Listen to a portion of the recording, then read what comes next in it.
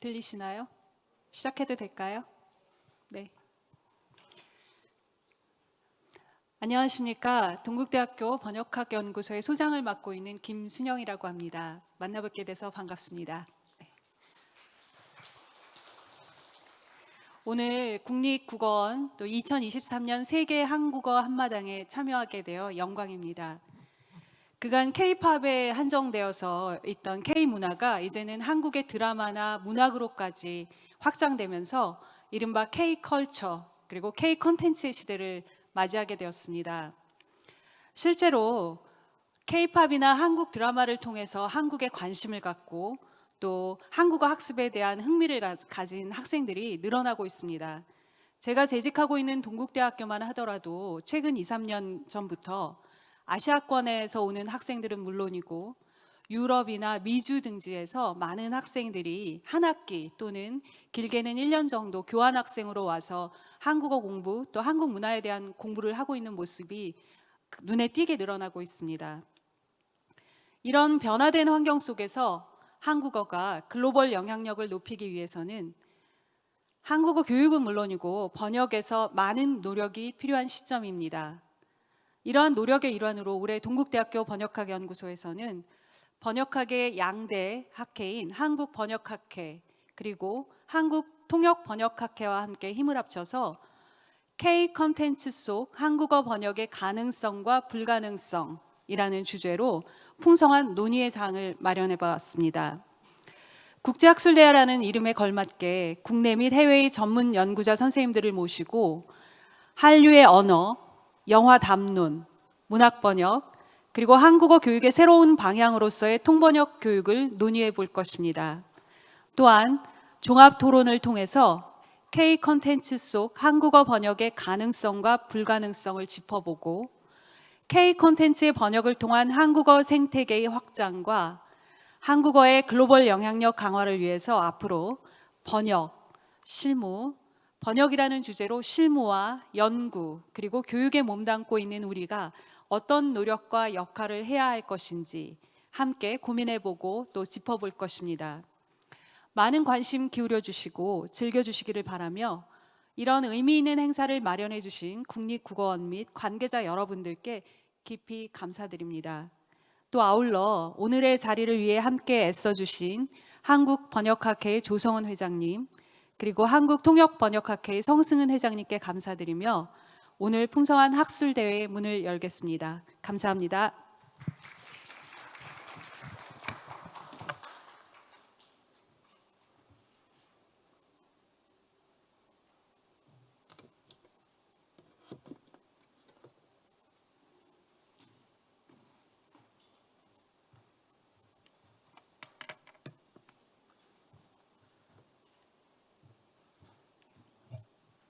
네, 안녕하세요. 첫 번째 세션 사회를 맡은 한국외국어대학교 조성은입니다. 저는 현재 한국번역학회의 회장직을 맡고 있습니다. 오늘 첫 번째 세션에서 발표를 해주실 분들은 아쉽게도 한국에 직접 오시지 못했습니다. 저희가 처음 이 학술대회를 기획할 때만 하더라도 첫 번째 연사인 영국 옥스퍼드 대학의 지은 카이어 교수님께서 직접 한국에 오셔서 발표를 해주실 걸로 기대를 했으나 교수님의 여러 가지 사정상 또 그 학교 옥스퍼드 대학교에서 여러 가지 스케줄상 한국으로 오시는 게 좀 힘들어서 영상으로 보내주셨습니다. 첫 번째 발표를 저희가 이제 시작하겠습니다. 첫 번째 연사는 아까 말씀드린 대로 옥스퍼드 유니버시티의 지은 카이어 교수님이십니다. 지은 카이어 교수님은 2018년도 The Routledge Course in Korean Translation을 시작으로 굉장히 많은 수많은 한국어 문학, 한국학, K-컨텐츠 그리고 또 저의 큰 관심사인 번역에 관한 많은 저술을 하고 계십니다. Understanding Korean Film 그리고 On Translating Modern Korean Poetry 등등 많은 저서를 출판하고 계시고요. 오늘은 Understanding 한류라는 제목으로 최근 저서의 내용과 함께 한류의 세계화에 대한 한류 세계화와 그리고 한국어에 대한 좋은 발표를 해주실 겁니다. 네, 여러분들 지금 이 자리에는 안 계시지만 큰 박수로 환영해 주십시오. 감사합니다.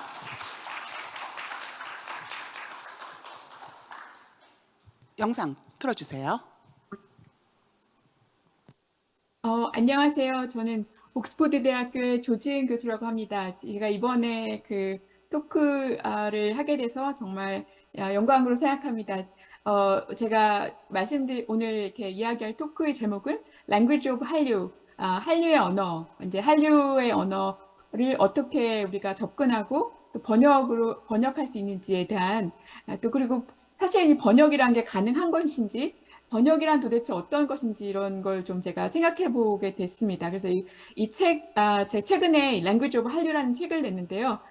그 제목이 Language of 한류, More than Polite. 그래서 우리가 이제 생각할 때 그런 한국어의 특징을 사실 문법적으로 할 때 뭐 반말, 존댓말 이렇게 말을 하지만 사실 굉장히 이게 복잡하거든요. 그래서 이걸 또 번역하는 것, 또 새로운 또 도전이 되는데 네, 그런 여러 가지 또 한류를 통해서 본 한국어의 특징에 대해서 또 이 번역에서 일어나는 여러 가지 이런 일들, 그러니까 어떤 인카운터에 대해서 제가 이 책에서 좀 얘기를 했고요.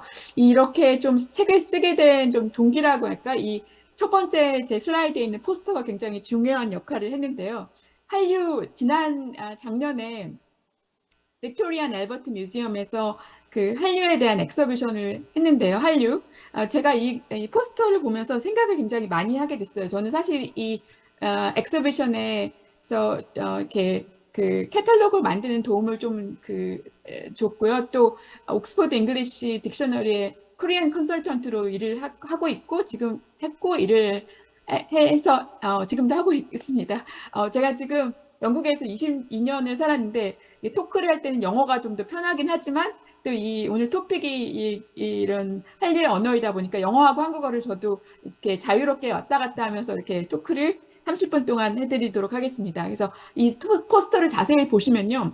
한류가 한글로 이렇게 크게 굉장히 큰 게 볼드체로 이렇게 나와 있고 그 다음에 한류, 영어로 한류, 그 다음에 The Korean Wave 이렇게 나와 있고요. 굉장히 참 석세스풀한 그런 엑서비션이었어요. 제가 첫날 오프닝에 갔는데 줄을 밖에 많이 서서 이렇게 사람들이 기다리고 있었어요. 그래서 지금 굉장히 임프레시브했고 좋은 리뷰를 많이 받았는데 아마 제가 가장 저는 이렇게 임프레시브했던 것 중에 하나가 이 포스터였어요. 이 포스터가 사실 보면은 한글이 제일 위에 올라와 있고 그 다음에 한류라는 어떻게 보면은 한국어에서 영어로 넘어간 그런 어댑티드 단어 같은 단어 그리고 The Korean Wave 영어권 사람들 영국 사람들이 가장 이해하기 쉬운 단어는 The Korean Wave였을 것 같아요. 그리고 한류는 한글로 쓴 건 잘 몰랐을 거고 한류를 또 이렇게 트랜스레이트한 단어도 잘 몰랐을 건데 이 순서가 저는 굉장히 재밌었어요. 그리고 이게 참 우리에게 얘기해 주는 바가 큰 것 같아요. 아마도 한 10년 전 10년도 아닐 것 같아요. 한 5, 6년 전만 해도 그렇게 이렇게 한류라는 단어를 빅토리안 앨버트 뮤지엄처럼 굉장히 큰 이런 뮤지엄이고 영국에서 가장 어떻게 보면은 좀 그렇게 좀 컨서버티브한 이런 수도 있고 패션 뮤지엄이기도 하지만 가장 영국스러운 그런 뮤지엄에서 이 한류라는 단어, 제너럴 퍼블릭한테는 굉장히 생소할 수 있는 단어를 썼다는 거가 되게 쓰지 못해. 그 당시에 아마 했다면 그때 엑서비션을 했었을까도 궁금하지만 아마 코리안 웨이브, 그러니까 제너럴 퍼블릭한테 좀 가장 다가올 수 있는 것을 하지 않았을까 싶은데 근데 이 큐레이터 로잘리 김 선생님이 이제 한류를 한글로 쓰고 그 다음에 한류를 썼고 그 다음에 The Korean Wave 어떻게 보면 이게 얘기해 주는 바가 너무나 많은 것 같아요. 사실 이거 한 가지로만 제가 토크를 할 수도 있을 것 같은데 한류라는 단어를 세컨 한류 이거는 오늘 잠시만요. 네. 다음 슬라이드에 보듯이 올해는 사실 그 한류라는 단어가 단어의 20년 20th anniversary이기도 해요. 그래서 처음에 코리안 헤럴드라는 단어 코리안 헤럴드 신문에 한류가 이제 처음 나온 건 이런 컨텍스트에서 나왔고요. 이렇게 어떻게 한류라는 단어가 나온 것도 사실은 굉장히 미스테리어스예요. 모든 단어가 사실 우리가 쓰는 단어들이 어떻게 이 단어가 만들어졌을까를 참 과학적으로 증명하기 어려운 게 많이 있는데 한류도 사실은 처음에는 HANRU 한류 이렇게 하다 Korean Phenomenon 그러니까 이런 식으로 하다가 그 다음에 잠시만요. 제가 그 다음 슬라이드 한류가 이제 요즘에 1.0, 2.0, 3.0, 4.0을 얘기하는데 이 한류의 변천사가 우리 번역사에 이야기해 주는 바도 굉장히 많은 것 같아요. 아마 그 한 10년 전 말씀드린 것처럼 번역을 할 때 트랜스리터레이션이 그렇게 큰 힘을 얻지 못했어요. 그리고 그런 담론이 굉장히 많았어요. 왜냐하면 영어권 사람들에게 그 사람들의 입맛에 맞는 번역을 해야 되는 게 어떻게 보면 번역한 사람들의 약간 의무 같은 느낌? 제가 그 데보라 스미스가 베지테리언을 번역하는 거 이렇게 과정을 좀 봤는데 이렇게 거기 보면은 이제 음식 얘기가 많이 나오고 또 이제 또 어드레스 텀 이렇게 서로 호칭이 많이 나오잖아요. 그러니까 2010년 이전 번역을 많이 보면은 이런 어드레스 텀들 대신에 그 first name으로 많이 바꾸죠. 그러니까 한국 사람들에게 first name은 굉장히 이렇게 우리가 first name이 있긴 하지만 많이 쓰는 그런 게 아니잖아요. 우리가 사실 first name을 부를 수 있는 그런 관계는 굉장히 친밀한 관계. 제가 생각해도 제 이름이 지은인데 저를 지은아 이렇게 불러줄 수 있는 사람이 굉장히 저 친한 사람이에요. 저희 가족들, 엄마, 또 이렇게 친척분들 아니면은 선배들. 저의 그 first name을 잘 부를 수 있는 사람 많지 않은데 저는 항상 그 영화나 특히 영화 아니면은 뭐 이렇게 그 소설들 보면은 굉장히 좀 이렇게 뭐라고 해야죠? 느낌이 이상했어요. 그러니까 특히 소설, 한국어를 이제 영어로 번역된 소설을 보면은, 우리는 절대로 이름을 서로 부르지 않는데, 이름이 보인단 말이에요. 그런 것들. 그러니까 우리는 굉장히 그 어드레스 텀 자체가 어떤 어드레스 텀을 쓰는 것 자체가 우리에게 굉장히 큰 의미가 있는데, 그게 다 그런 부분이 어떻게 보면 번역이 그런 관계의 말살이라고 말해야 될까요? 말살은 좀 이렇게 너무 센 단어이긴 하긴 했지만 그러니까 그렇게 봐서 이게 정말 우리가 이렇게 이름 부르지 않는데 그게 저는 항상 가장 큰 그 퀘스천 마크였는데 그래서 이제 그 이름이 안 부르고 이름으로 번역되는 거 그래서 이제 데보라 스미스가 베지테리언 번역할 때 이제 그런 것들을 호칭을 트랜스리트레이트 하지 않고 트랜스레이트 한 것들이 굉장히 많았어요. 예를 들면 시스터인로, 브라더인로 이거를 그냥 근데 이건 굉장히 또 어색하기도 하고요. 그래서 이게 참 고민이었는데 사실 이 고민을 해결하게 되는 그런 그러니까 역할을 한 게 바로 한류인 것 같아요. 한류 드라마. 그러니까 책으로 보는 거였다면 아마 많이 이렇게 이미 번역이 우리가 알 수 없지만 이 드라마나 이런 영화는 듣잖아요, 우리가. 그래서 사실 드라마를 가지고 제가 이제 워크숍을 많이 했었어요. 그 영국에서. 근데 한국어 완전히 초짜들, 알베니 쇼 사람들도 드라마 한 편을 보면 머릿속에 남는 단어들이 있는 거죠. verbal trace가 남는데 가장 많이 남는 게 두 가지더라고요.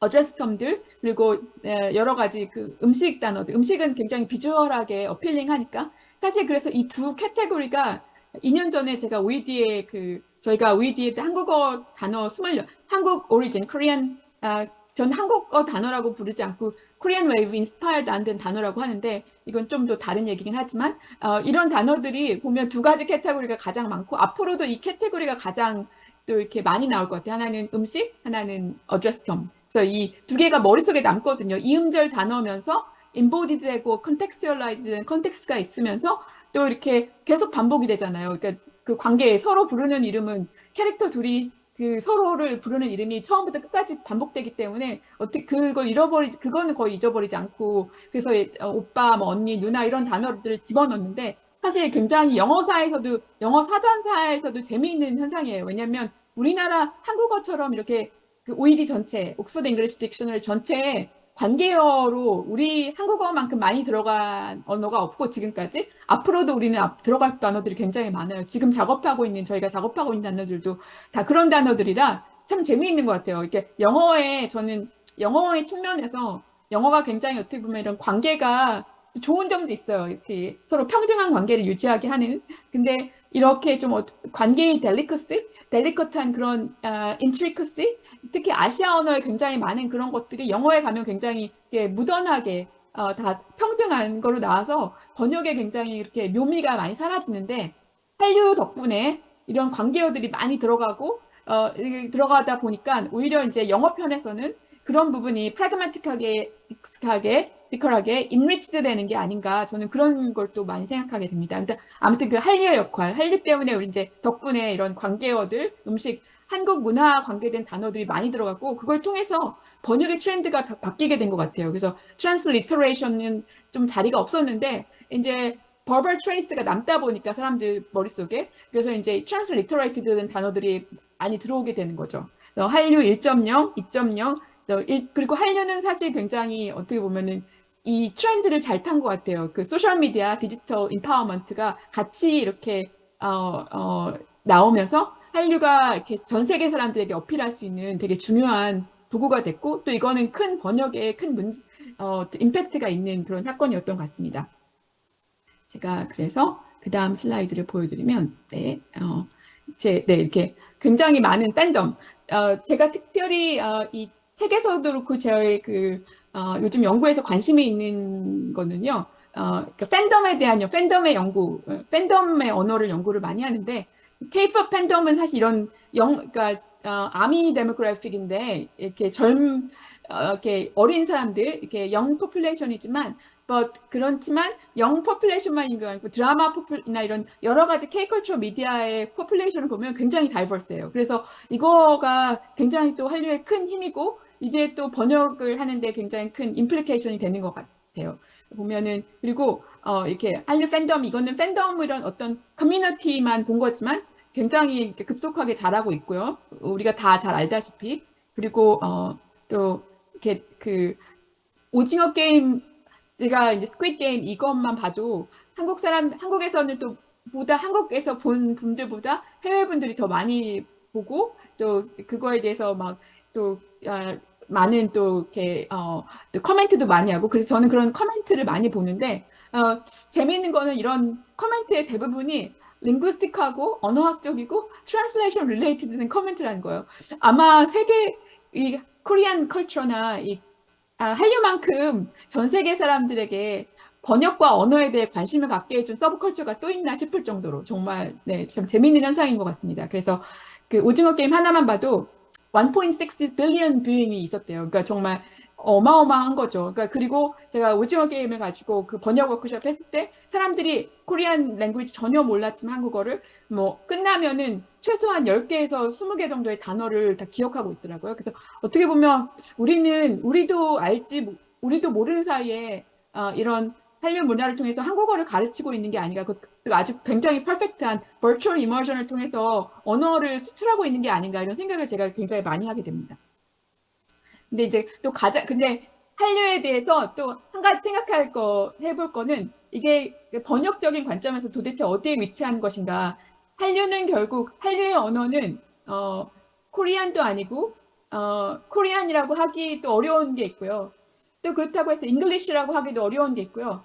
한류의 언어는 한국어와 영어 그리고 다른 언어들이 여러 가지 조합한 마치 K-팝이 만들어진 것 같은 그런 백그라운드가 있는 것 같아요. 그리고 굉장히 오픈되어 있고요. 그러니까 한류의 언어는 사실 이 팬덤의 언어는 이 팬덤들이 링구아 프랑카 영어로가 주로 트위터에서 소통을 하지만 또 동시에 또 한국어나 한글 단어도 많이 트랜스리터레이트된 폼으로 쓰고 그래서 어떻게 보면 언어의 믹스처, 언어의 용광로 같은 걸 많이 보여주는 것 같아요. 그래서 사실 한류의 언어가 한국어라고 말할 수 없고 영어의 도움을 또 많이 받고 한류의 언어 자체가 우리의 굉장히 다이나믹하고 그리고 여러 가지 문화가 융합되는 하이브리드된 문화를 보여주는 거라고 생각합니다. 제일 재밌는 게 이런 제일 많이 본 그 한류 콘텐츠가 이 아기상어 베이비샤크인데 저희 딸이 이거 가지고 노래를 부르는 건데 이번엔 제가 틀어드리지 못하겠지만 이게 사실 한국어일까요? 영어일까요?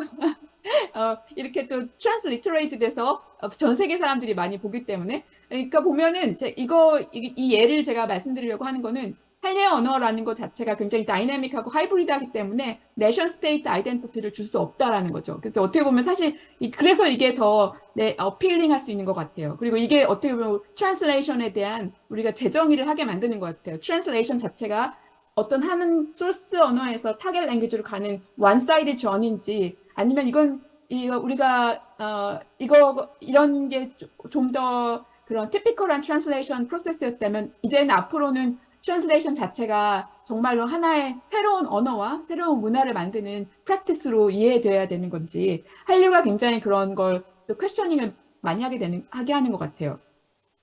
네. 그래서 이제 네. 이 포스터에 대해서 말씀을 드렸죠. 이제 아마 10년 전이면 이 오더가 바뀌었을 텐데 지금은 이렇게 이 한류라는 한글 단어가 먼저고 그 다음에 한류. 이렇게 된 이유 중에 하나가 또 빼놓을 수 없는 게 잠시만요. 네. 앞에 봉준호 감독이 이제 제가 잠시만 슬라이드를 조금만. 봉준호 감독이 그 말했던 원인치 배리어가 굉장히 중요한 역할을 하는 것 같아요. 그 봉준호 감독이 1인치 배리어. 사실 그 1인치가 사실 배리어일까 저는 좀 생각을 많이 하게 되는데요. 사실 이게 배리어일까 아니면 이게 오히려 기회일까? 아마도 한국어가 영어 같은 언어였다면, 그러니까 영어랑 비슷한 그런 체계를 가지고 있는 언어였다면 사람들이 또 이렇게 트위터에서 이런 소셜미디어에서 여러 가지 그 번역과 언어에 대한 담론을 형성했을까라는 생각을 많이 하게 돼요. 그러니까 뭐 여러 가지 우리가 알 수 없는 이유도 많이 있긴 하지만 저는 그래서 이걸 사실 이게 뭔가 알지 못하는, 그러니까 한국 사람들이 이렇게 쓰지만 뭔가 번역할 수 없는, 그러니까 번역의 갭, 배리어가 사실 저는 어떻게 보면 한류에게 또 다른 오퍼튜니티가 됐다고 생각해요. 그러니까 호기심을 자극하는 거죠. 그래서 이제 뭔가 문제라기보다는 이게 우리에게 기회가 되지 않았나. 그래서 다시 말씀드리면 여기서 한류나 그러니까 한글 단어 뭔가 호기심이 있는 거죠. 지금까지 우리가 즐겼던 문화나 이런 것들이 굉장히 유로센트릭한 20세기 문화가 유로센트릭하고 앵글로센트릭한 문화였는데 뭔가 새로운 것, 뭔가 번역이 될 수 없는 것, 번역으로 할 수 없는 이거에 대한 어떤 궁금증, 호기심, 또 그리고 많은 사람들이 그런 가지고 있는 자기 문화가 사실은 굉장히 멀티컬처럴하고 멀티링구얼하기 때문에 영어에 딱 맞아 떨어지지 않는 부분이 많이 있거든요. 그래서 한류가 이런 걸로 이렇게 세계인의 언어와 문화에 어필하게 되지 않았나 저는 이런 생각을 또 많이 해보게 됩니다. 그래서 아무튼 K-웨이브, 팝, 드라마, 필름, 뷰티, 푸드 이게 굉장히 컨섬션으로도 연결돼서 우리에겐 참 좋은데 참 여기서 제가 늘 이렇게 중요하게 생각하는 게 그 K가 우리가 생각하는 코리안이 아니라는 것. 그러니까 이거 뭔가 새로운 쿨, 이게 OED 데피니션도 마찬가지인데 어떻게 보면 한국 문화가 인스파이어드 하긴 했지만 굉장히 이걸 통해서 만들어진 새로운 다이내믹하고 이렇게 컴플렉스하면서 하이브리드한 언어와 문화의 국면 이렇게 저는 많이 보거든요. 그래서 굉장히 또 재미있는 게 언어 이렇게 여기 보이시면 것처럼 그 94%나 늘었대요. 그 넷플릭스에서 스퀴드 게임 하는 플레잉 하는 동안 굉장히 보면 이렇게 이런 pop컬처가 한국어와 한국 문화에 굉장히 영향을 많이 주고 또 이런 것들이 사실은 번역에 다이렉트하게 영향을 주거든요. OED에서 단어를 뽑는 게 프리퀀시 베이스인데 이렇게 한번 큰 재밌는 시리즈가 OTT 시리즈 같은 게 나가면 그 다음에 러너가 막 듀오링고에서 94% 올라가죠. 그리고 또 한 가지 또 뭐 예를 들면 그 트위터에서 제가 여기 아직 다른 슬라이드에 있는 것 같은데 트위터에서 트위터에서 2021년만 해도 K-pop 관계된 트윗이 7.8 빌리언 78억 건이나 해서 78억 건의 트윗을 한다는 건 정말 어마어마한 거거든요. 그리고 이제 OED에서 이렇게 단어를 뽑아낼 때 프리퀀시 베이스 사실 이만큼의 트윗을 지금까지 역사상 이만큼의 DB를 갖고 단어를 뽑아낸 적이 없어요. 그래서 사실 되게 어떻게 보면은 정말 이 프리퀀시 베이스드 단어를 뽑아낸다면 너무 많아요. 그래서 너무 많기 때문에 너무 많아서 이 단어들을 다 포함시켜야 되는가 아니면은 어떤 공정성을 줘야 되는가 이런 게 또 옥스퍼드 잉글리시 딕셔너리의 새로운 또 고민이에요. 이게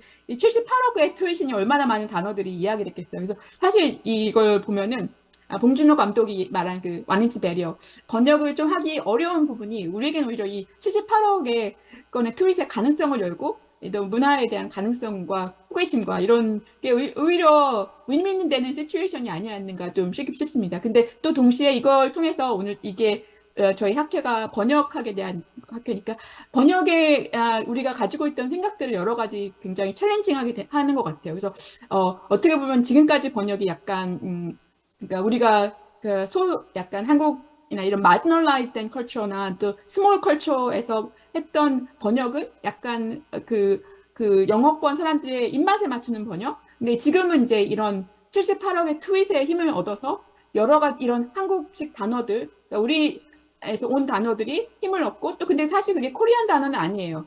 그 팬덤들, 저는 이 책에서 슈퍼 팬덤이란 말을 쓰는데 78억의 그 트윗을 만들어내는 이 팬덤은 정말 슈퍼 팬덤이에요. 이 팬덤이 만들어내는 단어, 또 이 단어들이 circulate 되는데 한글로 될 수도 있지만 대부분 로마나이즈 된 폼으로 되거든요. 그래서 그 단어들이 이렇게 많이 쓰이다 보니까 이 단어들이 OED에 들어오고 OED에 들어오면 다른 언어권에도 퍼지게 되고 이제 그렇게 되면 사실 우리가 그런 단어들이나 그런 문화에 대해서 이제 번역 트랜슬레이션을 하기보다는 트랜슬리트레이션을 하게 되죠. 그래서 그렇게 보면은 요 몇 년 사이에 트랜슬리트레이트 된 단어들이 너무너무 많아요. 넷플릭스의 그런 시리즈를 요즘 보면은 대부분은 그냥 아주 굉장히 볼드하게 트랜슬리트레이션으로 나올 때가 많이 있거든요. 그래서 이게 참 번역이란 게 굉장히 다이내믹한 거고 그 유저들을 생각하고 문화 이런 것들을 여러 가지를 고려해야 되는구나. 저는 이런 생각을 또 많이 하게 되고요.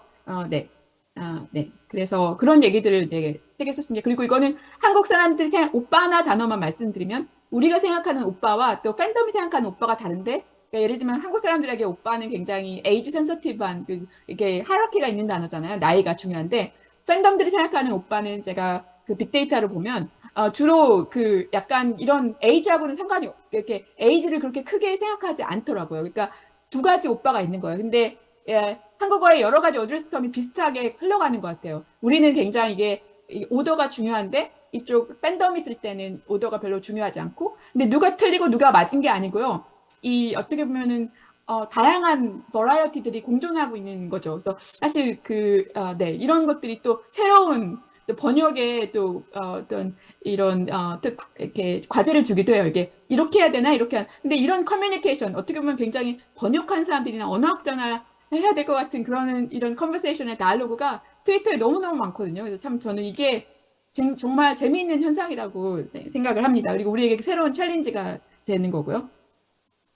봉준호 감독 얘기, 슈퍼 팬덤은 팬스머러, 팬러너, 팬트랜슬레이터. 그러니까 그냥 이렇게 관람하고 끝나는 게 아니고요. 이 슈퍼 팬덤은 굉장히 액티브해요. 그리고 굉장히 이 팬덤이 가서 공부를 해요. 그러니까 듀오링고 아까 말씀드린 것처럼 이렇게 오징어 게임을 보면 듀오링고 같이 올라가거든요.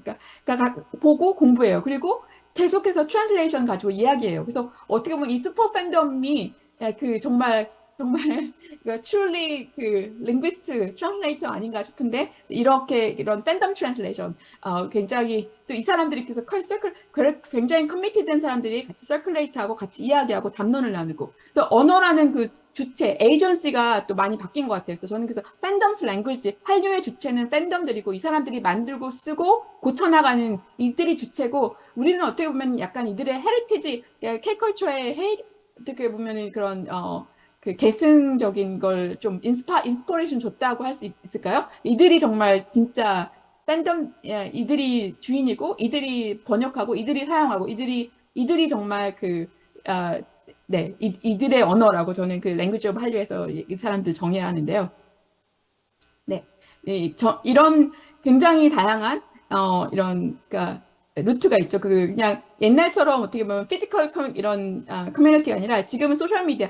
그러니까 소셜 미디어가 킥오프한 해하고 한류가 정말 이렇게 킥오프 한류가 정말 새로운 넥스트 제너레이션 관계 너무나 맞아 떨어졌어요. 그래서 정말 소셜 미디어하고 뗄 수가 없는 관계가 돼서 정말 이 한류라는 것 자체가 굉장히 인터내셔널리즘을 그러니까 여러 커뮤니티, 글로벌 커뮤니티를 같이 이렇게 인베디드 하고 있고 그러다 보니까 당연히 영어가 한류의 언어가 됐지만 그 안에서 코리안 언어가 또 새로운 환경에서 자라나는 거죠. 그래서 우리는 사실 번역을 이 환경에서 새롭게 생각해야 된다고 저는 또, 네, 생각합니다. 시간 관계상 다음으로 넘어가겠습니다. 네, 이렇게 그냥 이 단어만 있는 게 아니고 또 논버벌한 것도 굉장히 많아요. 또 이런 컬러, 또 finger heart, 또 이런 뿐만 아니라 이런 걸 새로 만들어서 이 팬덤 커뮤니티가 영어에 주기도 해요. 그래서 예를 들면 finger heart 같은 거, 이건 사실 K-팝의 언어였는데 지금은 finger heart가 거의 OED나 이런 뿐만 아니라 영어권을 넘어서 세계에서 핑거 하트 자체의 그 의미, 또 verbal 의미, 그리고 또 이런 핑거 하트 자체 이모지의 의미가 그러니까 전 세계에서 쓰고 있기 때문에 사실 언어나 이런 단어를 수출하고 있는 그런 역할도 하고 있죠. 네.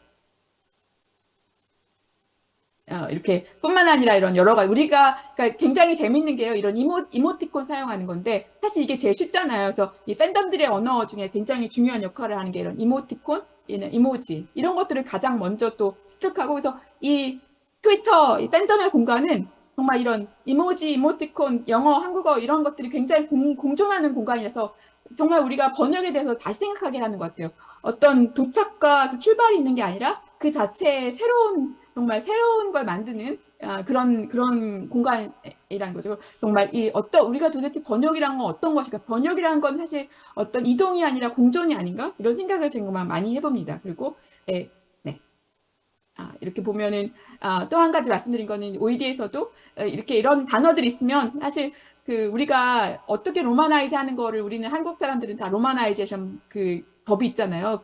일본도 있고 중국도 있고 모든 언어가 있는데 사실 저희가 OED에서 선택하는 거는 팬덤들이 어떻게 선택하는지예요. 그러니까 누가 뭐라고 하는 게 중요한 게 아니고 아까 말씀드린 거 팬덤이 주인이기 때문에 이 사람들이 어떻게 쓰고 어떻게 perceive 하는 것 자체가 그게 영어에 들어가거든요. 그래서 이걸 또 이게 맞고 틀리다라고 할 수가 없는 게 정말 이 사람 팬덤들, 유저, 컨슈머들의 언어이기 때문에 네, 여기 보면 다 그리고 이런 단어 왜 들어갔지 이런 것들 굉장히 많은데 이렇게 그러니까 우리가 알지 못하는 우리가 프레딕트할 수 없는 단어들도 굉장히 많이 들어가고 있어요. 네. 이거 한 가지 말씀 보여드리면 얼마나 예를 들면 BTS 송 하나에서 그 한국어 그 adjective 하나 넣으면 그거 가지고 너무나 많은 커미티드 된 이 팬덤들이 이야기하고 근데 사실 저는 이게 너무나 새로웠어요. 처음에 이걸 읽을 때 와 이거 정말 진짜 이거는 그 linguistic 코스든지 Korean linguistics, Korean translation 코스에서 하는 일이라 이렇게 굉장히 정말 네. 그래서 진짜 그 아까 말씀드린 것처럼 원인치 배리어가 아니라 원인치 오퍼튜니티였던 것 같아요. 네. 그리고 이제 특히 요즘에는 이렇게 웹툰, 웹노블 이런 게 코리안 드라마 같이 와서 사실 굉장히 다른 그런 포퓰레이션 어떤 사람들은 드라마 보고 어떤 사람들은 웹툰 보는데 이것들이 정말 이런 트랜스미디어 새로운 트랜스미디어 플랫폼이 어떻게 보면 이런 번역의 갭을 더 이렇게 갭을 더 이렇게 이렇게 낮춰주고 있고요. 또 동시에 또 번역의 여러 가지 가능성들을 또 보여주고 있는 것 같아요. 그러니까 그리고 동시에 제가 오늘 강의에서는 별로 말씀을 못 드리겠지만 또 AI 이런 것들 트랜스미디어 플러스 한류에 제가 말씀드린 다른 축은 디지털 인포스먼스거든요. 그러니까 이런 AI가 있어서 사실 정말 의미를 아는 데는 문제가 별로 없는데 어떻게 보면 이 글로벌 팬덤이 정말 알고 싶은 의미는 그 뉘앙스된 미닝. 그래서 더 어떻게 보면은 더 나아간 번역, 우리가 생각할 수 없는 그런 새로운 번역, 그 두 언어와 여러 가지 언어가 만난 접점에서 새로운 언어가 만들어지는 그런 현상들, 그러니까 새로운 번역 현상들을 굉장히 많이 또 우리가 또 볼 수 있는 것 같아요. 네. 60% 넷플릭스 뷰어가 코리안 드라마를 본다고요. 이게 그러니까 진짜 한국어를 이제 몇 개 드라마만 보면은 그러니까 머릿속에 한국 단어들이 이음절 우리나라 단어 특징이 한국어 단어 특징이 70에서 80%가 이음절 단어잖아요. 그러니까 굉장히 쉽게 머릿속에 남고 또 이 단어들을 가지고 사람들이 또 정말 이 정도 단어를 알면 나도 한국어를 할 수 있겠구나 해서 한국어를 또 배우게 되고 그러니까 이렇게 되다 보니까 정말 어떻게 번역을 해야 될 거에 대해서 우리가 되게 고민을 많이 하게 되는 것 같아요.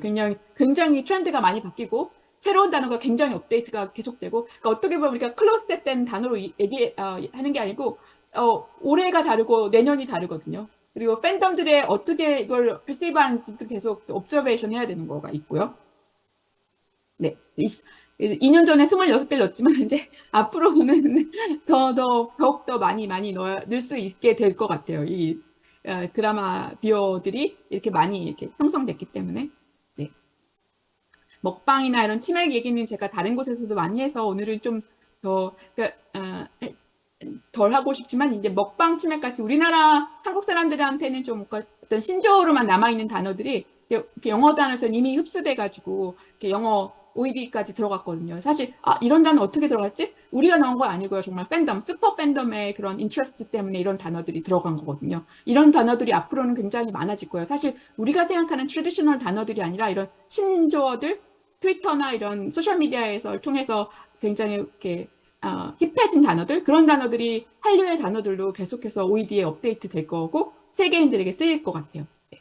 네. 달고나 커피 같은 건 참 재밌는 것 같아요. 사실 달고나가 한국어 코리안이라고 말할 수 있는 처음에 마카오에서 이제 했다가 이 프로그램에서 달고나 커피 같다 해서 이게 달고나 커피가 됐다고 저도 이제 들었는데, 그러니까 어떻게 보면은 그 코리안 한류의 그 한이 우리가 말하는 완전히 트래디셔널 완전히 코리안 이게 아니고 굉장히 이거 사실 자체가 다이나믹한 걸 보여주는 것 같아요. 한국 문화와 언어의 특징이 다이나믹한 거잖아요. 그래서 이게 꼭 내션 스테이트하게 디파인 할 수 없는, 그래서 다시 going back to the 타이틀 하면은 language of 한류는 코리안이 아니라 어떻게 보면 이렇게 굉장히 오픈니스, 다이나믹한 그리고 observing한 거. 그래서 어떻게 보면 language of 한류의 또 중요한 부분이 콩글리시 단어이기도 해요. 사실 콩글리시가 어떤 스테이터스를 가지고 하지만 사실 우리의 삶 가운데 코리아나이즈 잉글리시 단어는 굉장히 많고 이게 우리의 중요한 그 삶의 인프라스트럭처를 이렇게 주는데, 이런 단어들 이것도 사실 어떻게 보면 한류의 단어, 한국어와 영어의 만남을 통해서 만들어진 새로운 언어권, 새로운 문화권으로 이해할 수 있지 않을까 싶습니다.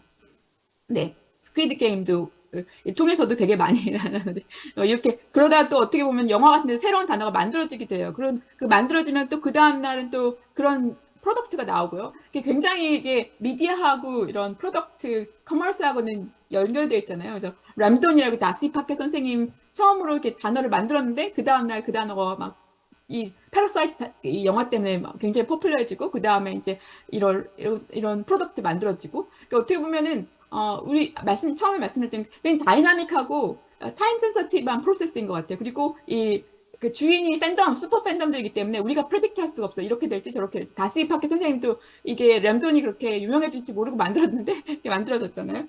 이거의 에티몰로지를 알 수도 없는 거죠. 왜냐면 이렇게 만들어졌기 때문에. 네.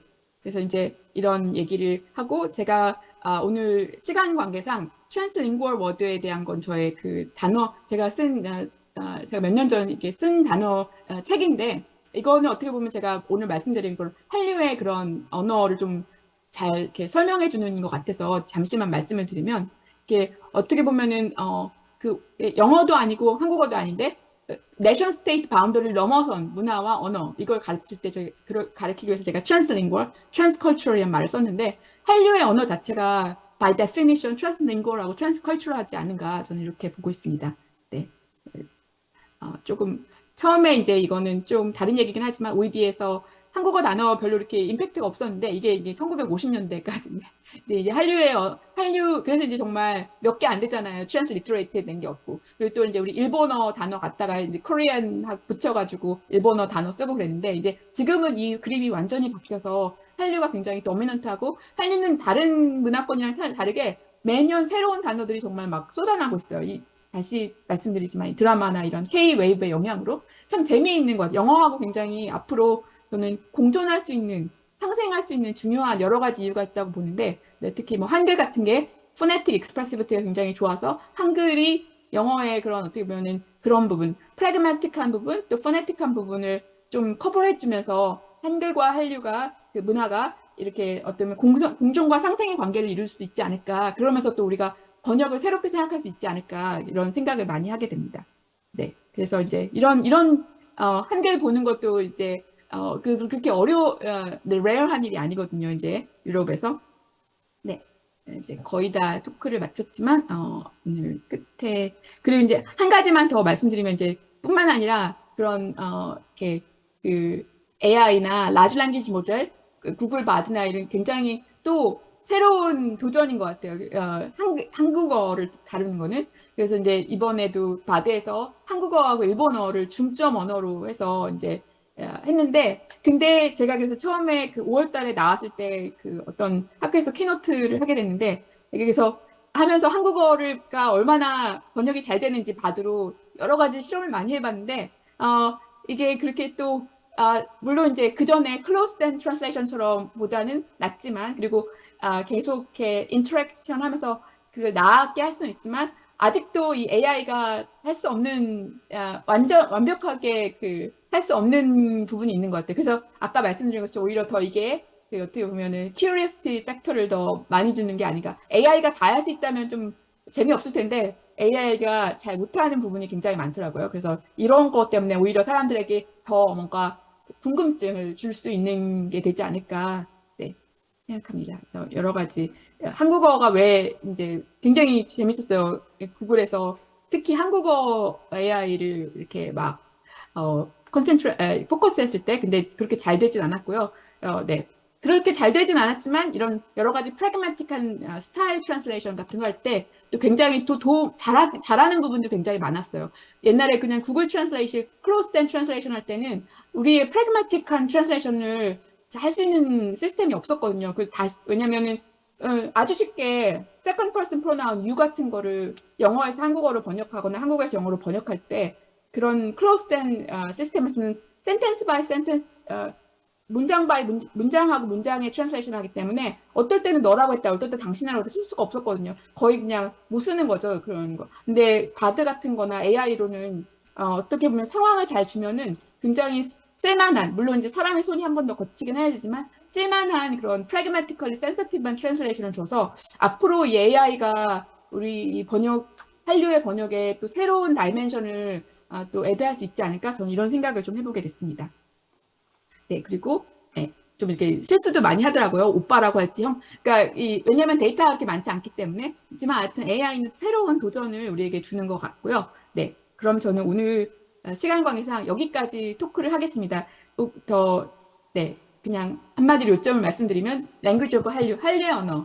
누가 주인인가? 앞으로 슈퍼 팬덤, 소비자의 언어, 그리고 이 언어의 그런 다이나믹하고 되게 그런 그 하이브리드한 네이처, 그 피처가 앞으로 번역에 대해서 다 새롭게 생각하게 하게 할 것 같고, 이건 어떻게 보면 우리의 언어의 미래를 또에 대해서 굉장히 큰 어떻게 보면 인디케이터나 어떤 띵킹 포인트를 제공하는 것 같아요. 앞으로 이제 멀티링구얼하고 멀티컬처럴하게 살아가는 이 세상에서 우리가 번역이란 도대체 무엇인가, 이런 굉장히 펀더멘탈 퀘스천에 대해서 다시 생각할 수 있는 기회를 주는 그런 플랫폼을 우리에게 보여준다고, 그런 가능성을 보여준다고 저는 생각합니다. 네, 그럼 여기까지 마치고 하겠습니다. 질문 있으시면 후에 저희한테 보내주시면 감사하겠습니다. 네, 감사합니다. 네, 감사합니다. 지은카이어 교수님께서 마치 이 자리에 계신 것처럼 생생하게 아주 발표를 잘 들었습니다. K-컬처와 K-웨이브의 인기와 더불어 한국어가 얼마나 보편적으로 전 세계에 확산되는지 잘 알 수 있었고, 트랜스링구얼 워드라는 개념에 대해서 공부를 많이 했습니다. 오늘 토론은 한국외대 남원준 교수님께서 맡아주시겠습니다. 우리가 미리 지은카이어 교수님이랑 이메일로 소통을 해서 토론 질문 후에 지은카이어 교수님의 답변을 음성으로 듣겠습니다. 네, 한국외대 남원준 교수님께 큰 박수 부탁드립니다.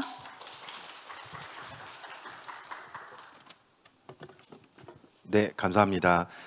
지은 카이어 조지은 교수님 발표 잘 들었고, 말씀하신 것처럼 한류의 언어는 이제 자주 사용하셨던 표현이 오픈되어 있어서 많은 참여자들이 들어와서 각자의 그 한류에 대해서 느낀 바에 따라 언어를 사용하게 되고, 그래서 하이브리드의 형태를 띠게 되고, 그만큼 많은 참여자들이 의견을 내고 역동적으로 움직이다 보니까 다이내믹한 것 같습니다. 그래서 발표 잘 들었고 많은 공부했습니다.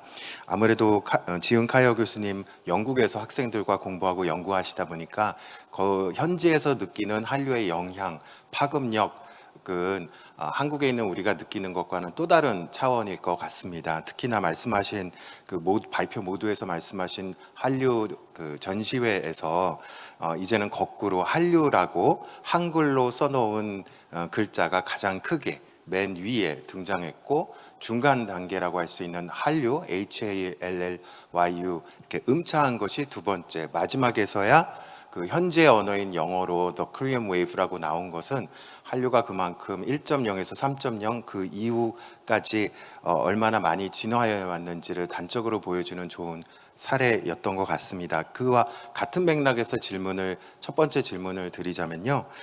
첫 번째 질문은 이제 발표에도 이미 말씀을 하셔서 부연 설명을 부탁드리는 차원입니다. 이제 오빠라든가 뭐 언니라는 것이 비단 이제 혈연 관계가 아니어도 선후배 사이에서도 쓰는 표현이잖아요.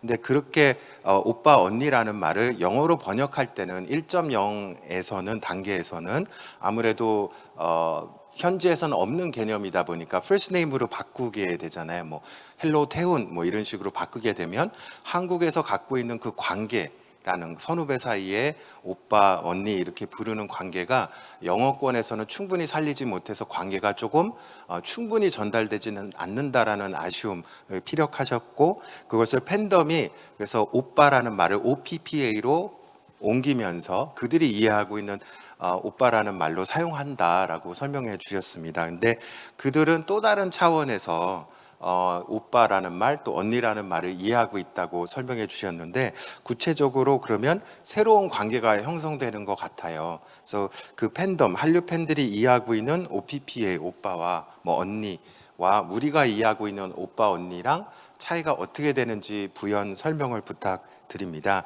두 번째는 참여하고 계시는 OECD 사전 등재와 관련해서 21년도에 26개 단어가 등재된 거는 큰 기쁨인데 앞으로는 또 어떤 단어들이 등재될 가능성이 높은지 예측을 부탁드립니다. 다시 한번 좋은 발표 감사드립니다.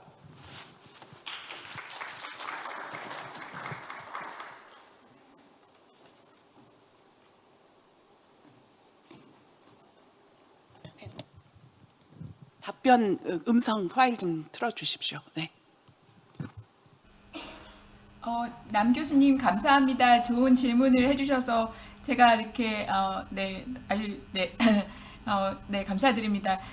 이렇게 글을 쓰려고 하다가 그냥 제가 말씀을 드리는 게 나을 것 같아서 말씀을 이렇게 리코딩으로 보내드릴게요. 다음에 또 어떻게 한국에서 뵐 수 있으면 또 좋을 것 같습니다. 더 많은 대화를 나누면 좋을 것 같아요. 네, 말씀해주신 것처럼 네, 오빠하고 언니 같은 경우 트랜슬레이션을 제가 이제 볼 때 어떤 시프팅이 아니라 정말 새로운 다이내믹한 뉴 크리에이션인 거라고 저는 이제 보고요. 그 오빠 언니 같은 경우 한국어에서 굉장히 에이지 센서티브한 그런 킨십 단어들. 그러니까 근데 이것들이 한류 팬덤들이 생각할 때는 그 OED에 저희가 넣은 데피니션으로는 이렇게 그 한류 팬덤들이 쓰는 단어지만 네, 그러니까 우리 같이 이렇게 South Korean actor, actress, popular 이런 South Korean 아니면 attractive South Korean actor 이런 식으로 생각을 하더라고. 그런 걸 많이 봤고 그래서 이제 그 OED에다 저희가 집어넣는데요. 그 OED definition은 네, 잠깐만요.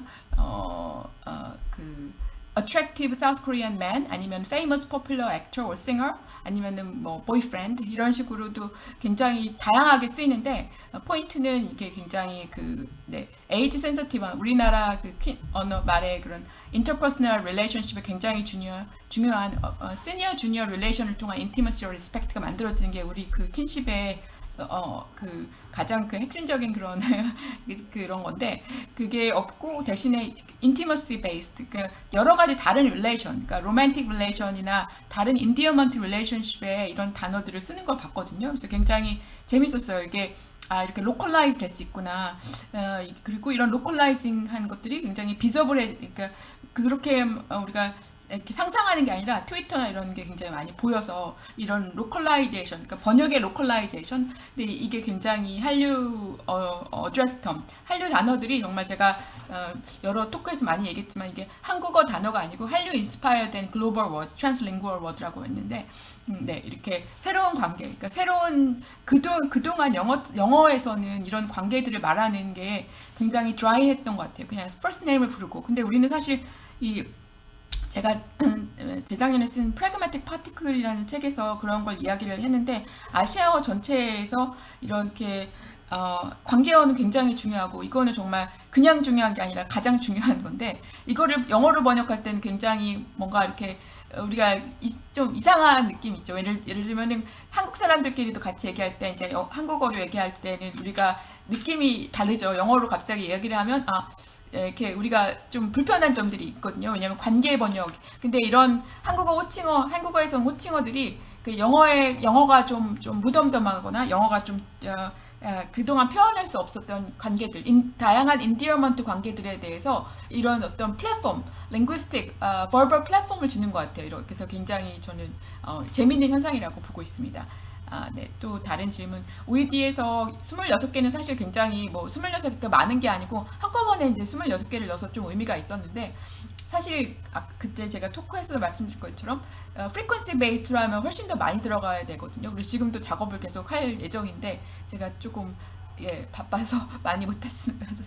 근데 굉장히 많아질 거고 이거는 제가 생각할 때 우리가 어떻게 넣자 말자가 아니라 진짜 이 영어는 영어의 오너십은 영국 사람도 아니고 머레이 교수가 처음에 말한 것처럼 그 영국 사람 것도 아니고 미국 사람 것도 아니고 지금 모든 사람들의 언어가 됐잖아요. 근데 이러다 보니까 정말 어떻게 이 팬덤 컨슈머들이 사용하는지가 중요한데 이 OTT 드라마의 열풍 때문에 굉장히 많아지고 앞으로도 많아질 것 같아요. 앞으로 작업할 단어들이 너무 많습니다. 근데 그 중에서 이제 가장 투 라인을 보면은 하나는 어드레스 텀. 계속 지금도 우리나라 이게 정말 한국어가 언어 수출을 하자면은 어드레스 텀을 가장 많이 그 영어에 집어넣는 단어가 돼버렸어요. 그 10년 전에랑 비교해서 지금도 앞으로도 굉장히 많거든요.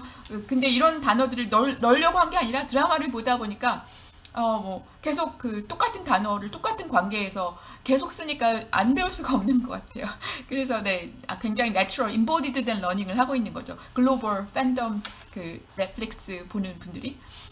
그래서 그리고 이제 음식 단어, 음식 굉장히 이제 음식 자체가 되게 먹고 싶어하는 그런 그 파티시퍼들 디자이어도 만들고 동시에 또 되게 액세서블하기도 하고 어트랙티브하죠. 굉장히 그 언어 공부할 때도 이렇게 뭔가 그런 어떤 뭔가 이런 그냥 verbal하게 공부하는 것보단 embodied 된, contextualized 된, task based 된 이런 데서 언어 공부하는 게 훨씬 늘어나는 것처럼 사람들이 이런 단어를 배우는 거죠. 한마디로 드라마를 보면서. 근데 그 중에서 제일 이제 accessible 하면서 participation 할 수 있으면서도 또 계속 등장하는 게 음식이거든요. 그래서 음식 단어들은 앞으로도 지금도 많은데 앞으로도 많아질 거고. 그래서 이런 되게 어떻게 보면 한국의 그런 특이한 거라기보다는 이런 뭔가 우리 일상, 왜냐면 이게 일상에서 쓰는 일상어들이 굉장히 또 그리고 인터젝션 단어들도 많이 들어갈 거고요. 그래서 이런 것들이 사실 이제 한국어를 넘어서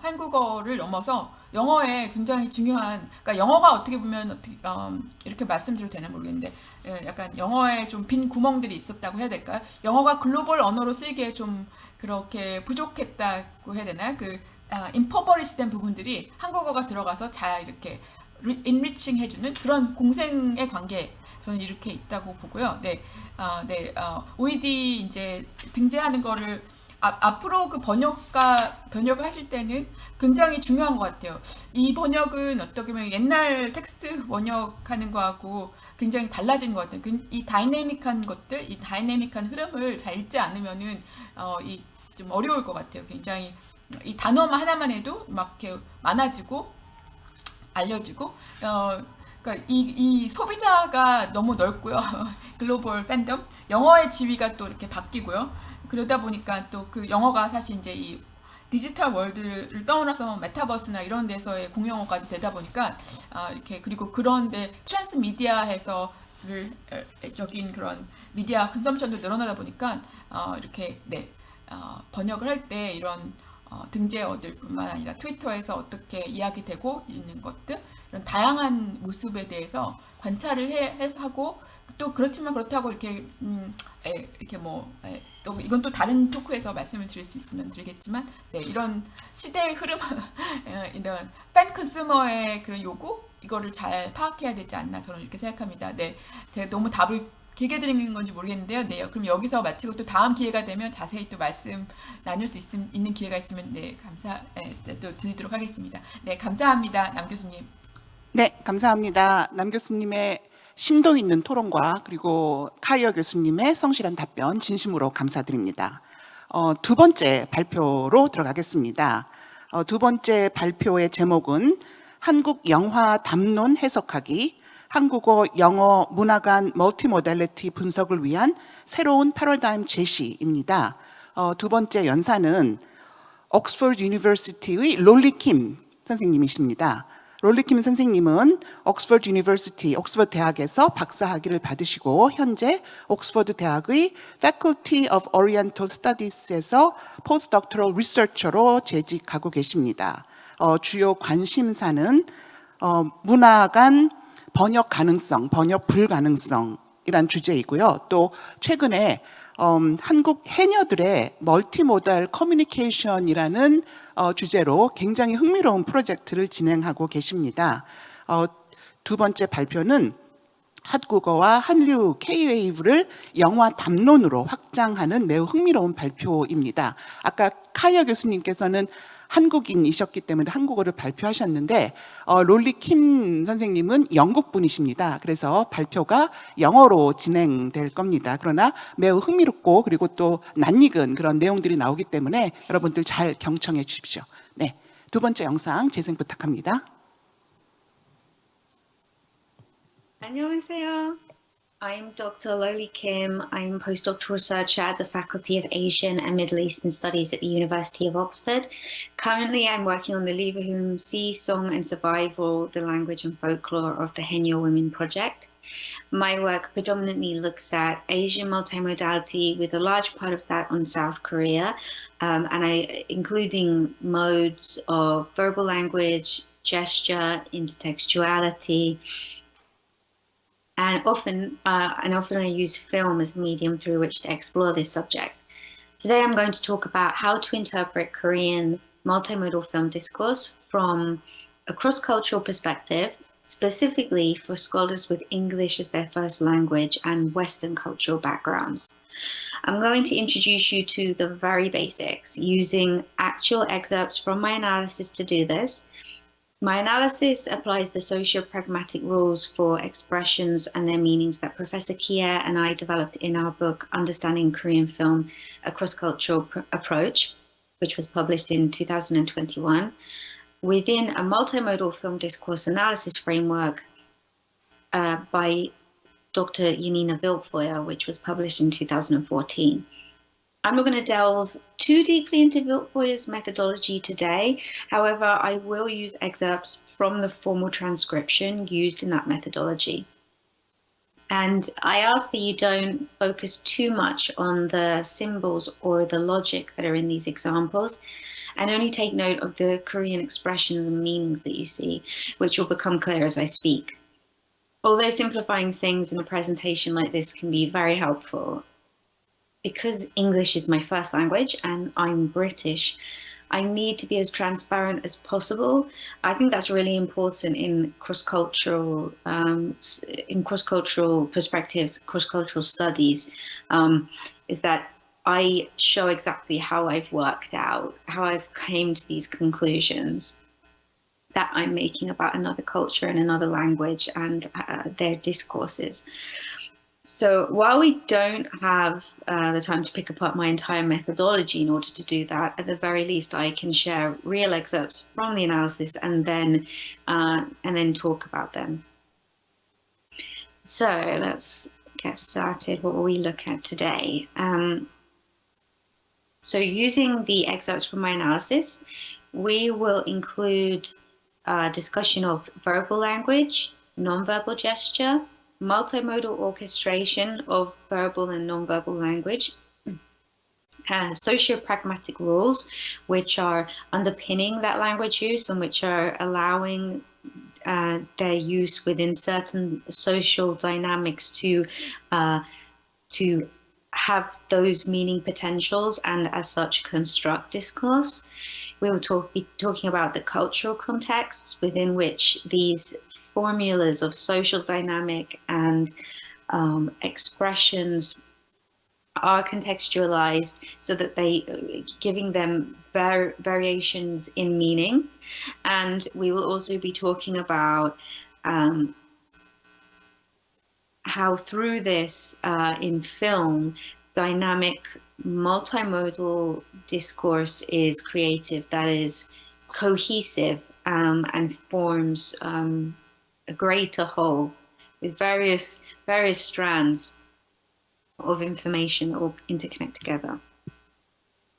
So just to kick things off, it's worth mentioning here what are socio-pragmatic primitives. If any of you have read mine and Dr. Kier's book, Understanding Korean Film, you will see this term used a lot.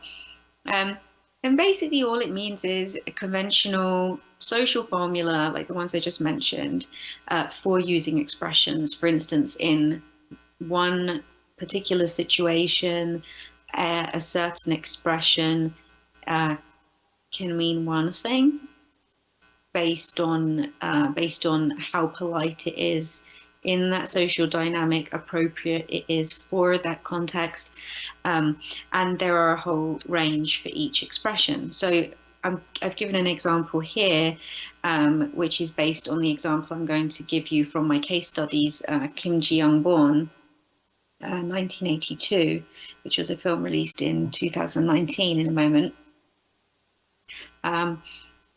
And the example is that when the mother-in-law has a heightened head and broad posture, it's simply expressing her seniority. When the daughter-in-law, because of her lower status, has a heightened head and broad posture, that expression is defiance or confrontational because she isn't senior, so therefore it has a different meaning. So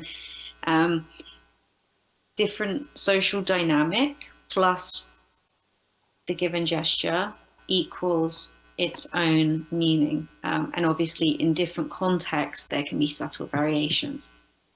So now I've got that out of the way, on to the case study through which we can explore interpreting Korean film discourse further. So here is a small excerpt from my own analysis. And on the left, we have two boxes, and on the right, one larger box with KSF, SFDRS above it. So ignoring that, which is SFDRS is just the Western, the original methodology developed by Wildfeuer, and on the right is the Korean version of that methodology where Professor Kier and I, where I inserted our socio-pragmatic primitives in order to get a greater understanding of how Korean discourse should be interpreted. So ignoring all of the funny symbols and the logic and everything here, what is shown is are two things. The first is that when interpreting through the original Western methodology, we see a very basic narrative structure. One person saying, then another person saying, and it's simply a discussion of back and forth, say. That's what the methodology, that's what it can produce. And it's very much a Western scope of analysis. It's stripped of any cultural context. It's stripped of any socio-pragmatics that are relevant in Korean culture. When we look at the larger box, which has also taken into consideration the elements in the scene which are socio-pragmatic, so the daughter-in-law's status, the mother-in-law's status, how the mother-in-law is speaking, how the daughter-in-law is behaving, their non-verbal gestures, for instance, gesturing towards the mother-in-law, gesturing towards the daughter-in-law's compact posture, the slight leaning, whereas the mother-in-law throughout the scene is much broader, much more relaxed. What we get from that is much greater specificity. So instead of just saying something, Ji-young is trying to please her mother-in-law. So we're getting further specification on what we're interpreting. and also what you can obviously see is that the structuring is different. So this is the same segment of film. However, when you put it through the Western model of the methodology, it must be separated into two segments, because it's based on actions, so one thing and then another. But if you use socio-pragmatic primitives, the actions are organized in different ways, whereby it only makes one segment. And I'll show you what that means in terms of interpreting the structure of discourse in a moment. But already you can probably imagine this is quite significant when you're thinking about analysis or how we understand film discourse. And before I continue with that, I would like to just highlight something here, which is, because this is a question that's going to come up, which is, well, what if this is just in Kim Ji-young 92? How do we know that this is actually part of Korean, communication that's relevant across films? Well, I've provided some examples, and I'm going to show you now. This is probably the best example that I can present, because it is a mother-in-law and a daughter-in-law. And it's a very similar situation, although it's not preparing for Chuseok in both cases. It is a mother-in-law instructing her daughter-in-law in an intimate family setting. It's just women alone in the interaction.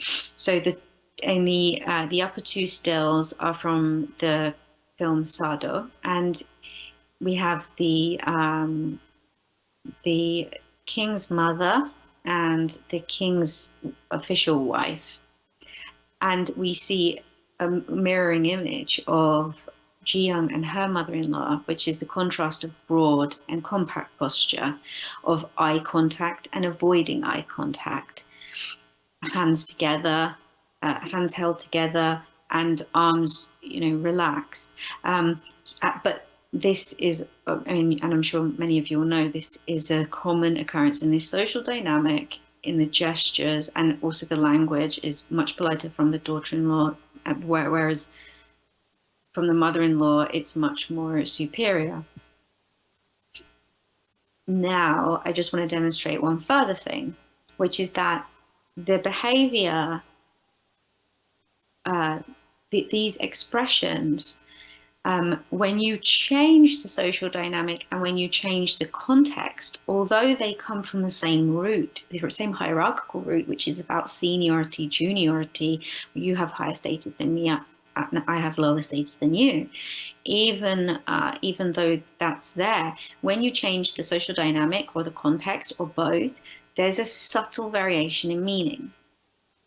So there's a selection of films here, some of which you will recognize. The classic My Wife is a Gangster, the more recent Extreme Job, The Housemaid, the 2010 version, My Sassy Girl, Taxi Driver. There's so many here, and in each case we're seeing the same gestures, but in different contexts and different social dynamics, and they mean different things. So on the left-hand side, we have fear. Each example is from a film where somebody is in trouble or worried they're going to be in trouble.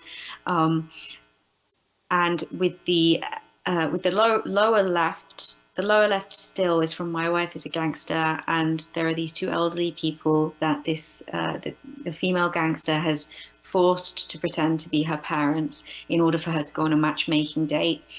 And they're so afraid that even though they are technically senior in age, that they are constantly compact, lowered head, lowered eyes. You wouldn't see that, say, if they were with their daughter-in-law. It would be quite the opposite. So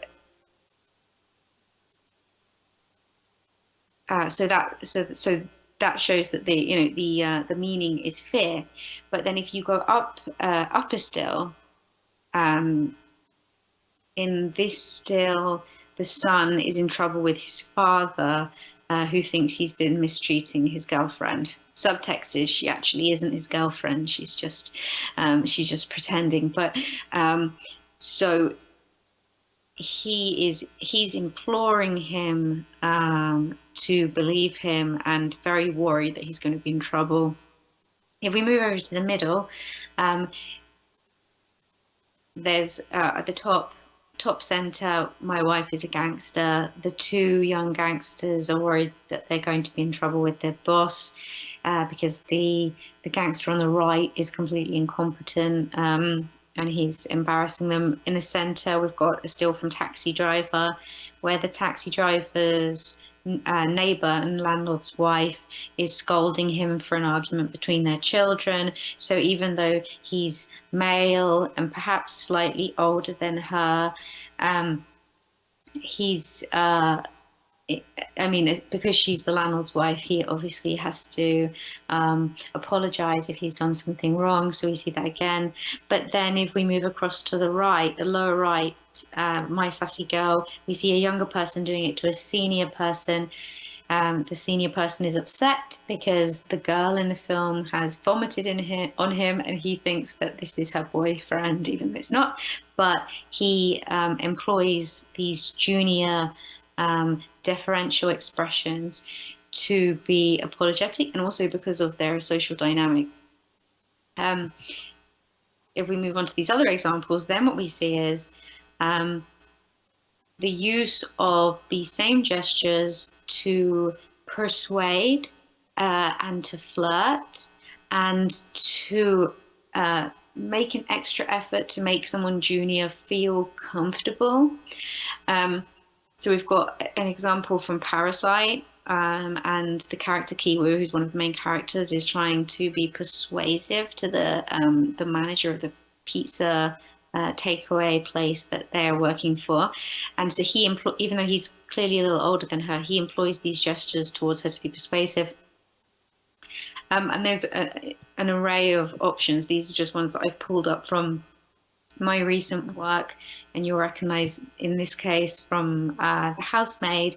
The housemaid employs these gestures, the same gestures as Kim Ji-young born, because she is the employee of the girl family. She employs these to Nami, the daughter, who's very young, and to her father, her employer.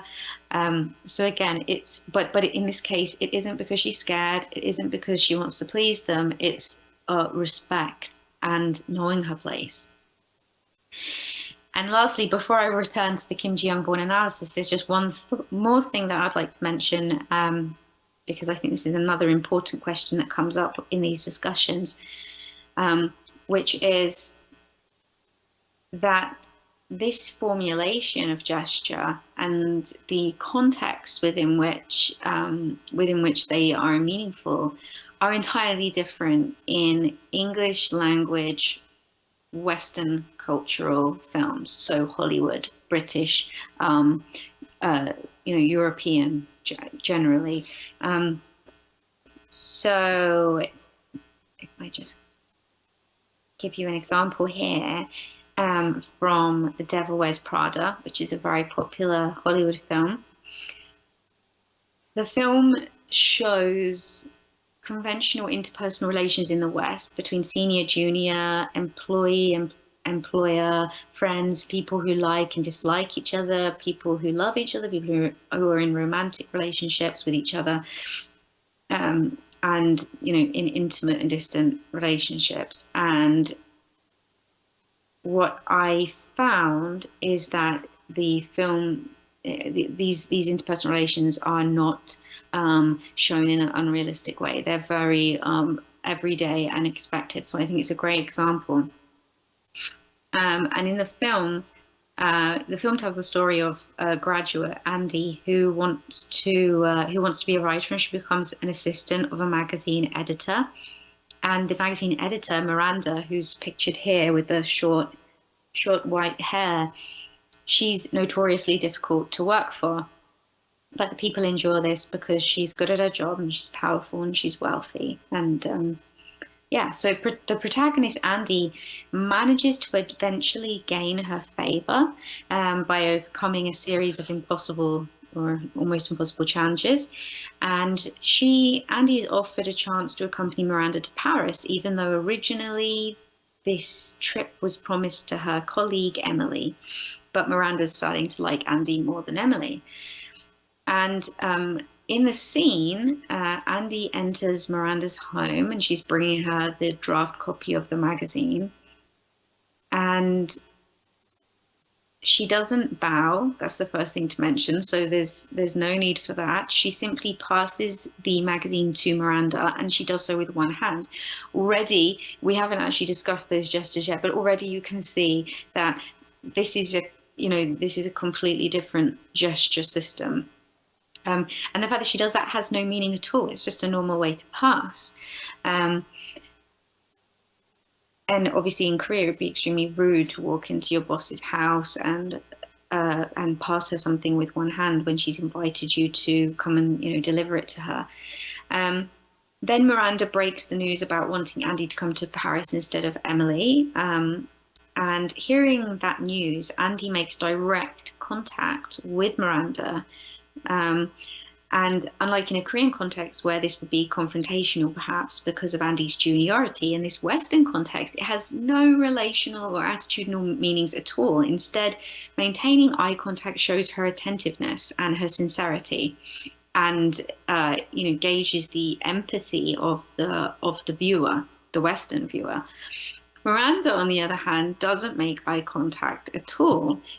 So in a Korean film, it would usually be the other way around. She rather averts her eye gaze most of the time, which is the opposite of what we would expect in a Korean film. So in a Korean context, it might mean that she's scared or nervous or worried because she's senior. But in actuality, that she does this because she's senior, because she doesn't have to care, because she doesn't have to engage, because she's that high up and important. So we're seeing quite the opposite for this social dynamic. It characterizes Miranda as unpleasant as well, rather than just showing her seniority. And then Andy makes direct contact with Miranda while questioning her, not in an aggressive way, but in a disputing the fact that she's been asked to go to Paris instead of Emily. And she does so with a very emotional expression on her face. And eventually Miranda does look up and she makes eye contact. But when she does make eye contact, it is purely in a threatening sense. It isn't to be senior. So as you can see here, the eye contact is used just to make sure she's clear in that moment when she's kind of threatening her with her job if she refuses to go to Paris. And Andy actually looks like she's crying at some points in this scene. So there's a whole conversation there about showing emotion to your employer about a decision they're making, which in a Western context shows integrity and is not necessarily bad, a bad reflection on the employee. So now that we've covered that, different conventions in the West and various conventions in Korea which are affected by context and the formulation of context expression and social dynamic.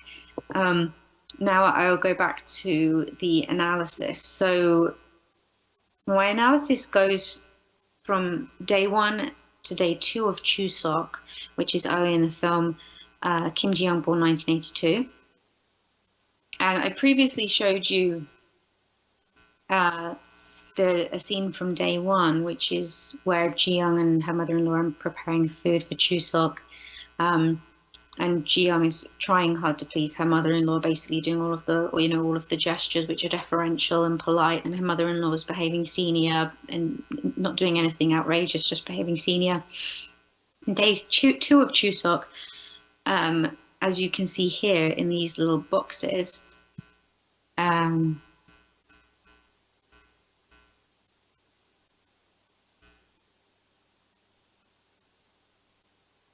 okay, so firstly, I'll just summarize what happens in this scene now.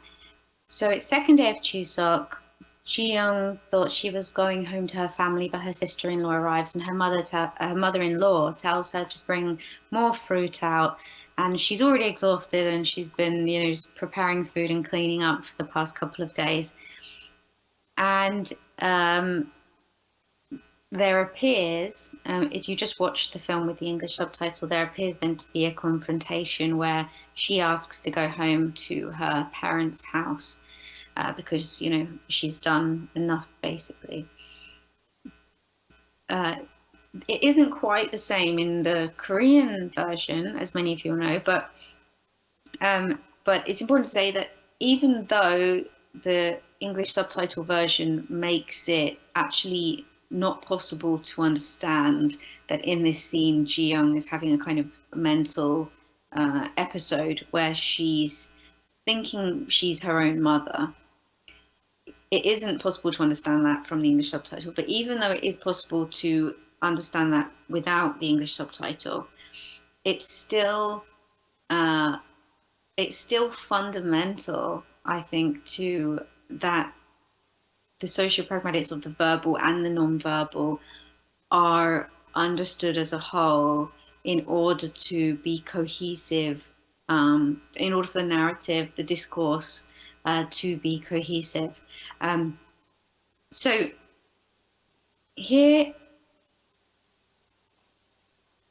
is, as you can see, the SFDRS, KSFDRS labels at the top. Again, shows you that one segment has been analyzed using the Western approach, and the other KSFDRS has been generated using the Korean, the version of the methodology that uses Korean sociopragmatic primitives to transcribe the discourse or understand how Korean form discourse is interpreted. And you can see here that there's a clear difference. So if we look at the first two boxes, say, and then to the right of that, Ji Young mimics her own mother. Entirely different levels of specificity, which are granted by taking into account the sociopragmatic primitives of raising the head, broad, uneven posture. And we already saw that on day one. Her mother-in-law's gestures, posture were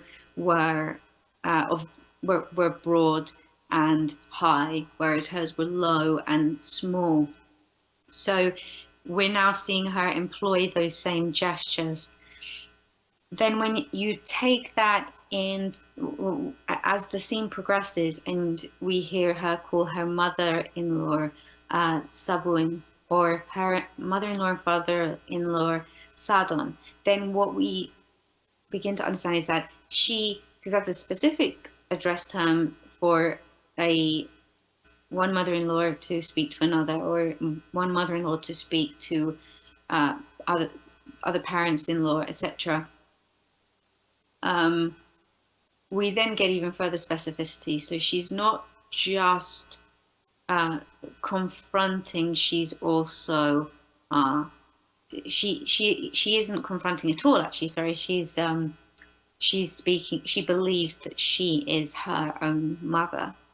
And that is a very complex discourse to understand unless you understand the meaning of the verbal expression, the meaning of the non-verbal expression in these various contexts and social dynamics.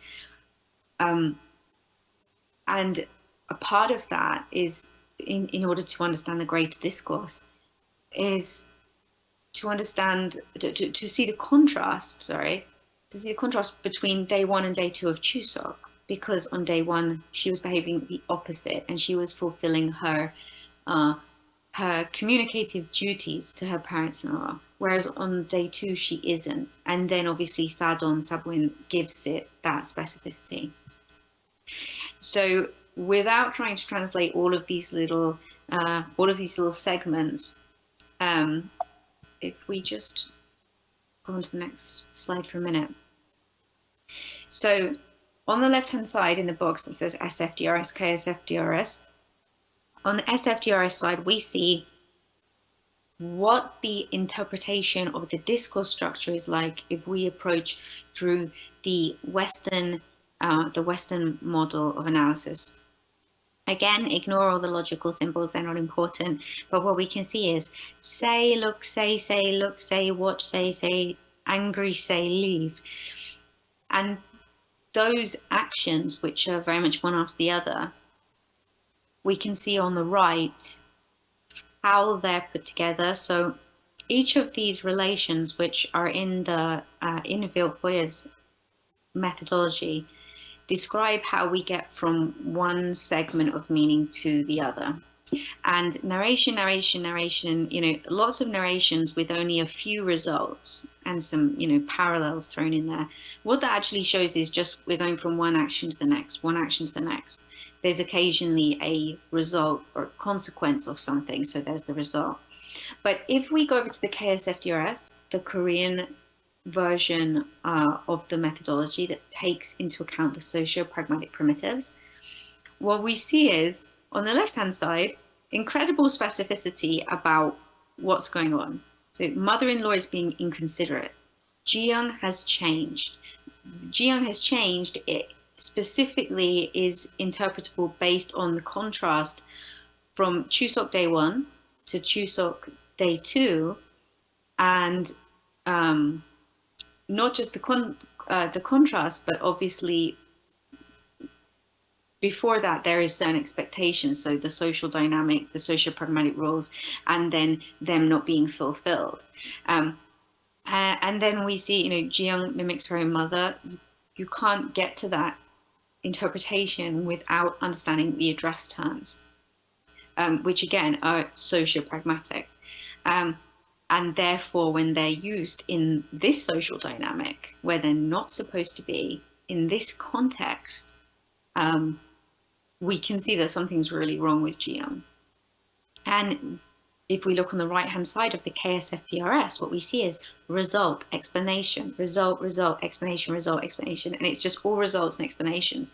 And what this shows about the discourse structure, or the interpretation of the discourse, of the narrative, by the viewer who understands this, is there is a clear course of consequences and explanations of those consequences or of what's going on, which is quite different than just one thing following another. So if we look at these two diagrams to the right-hand side, the upper diagram shows the cohesion in the structure if the interpretation is done through the Western scope, the SFDRS, without the socio-pragmatic primitives, and how this affects the greater understanding of the film.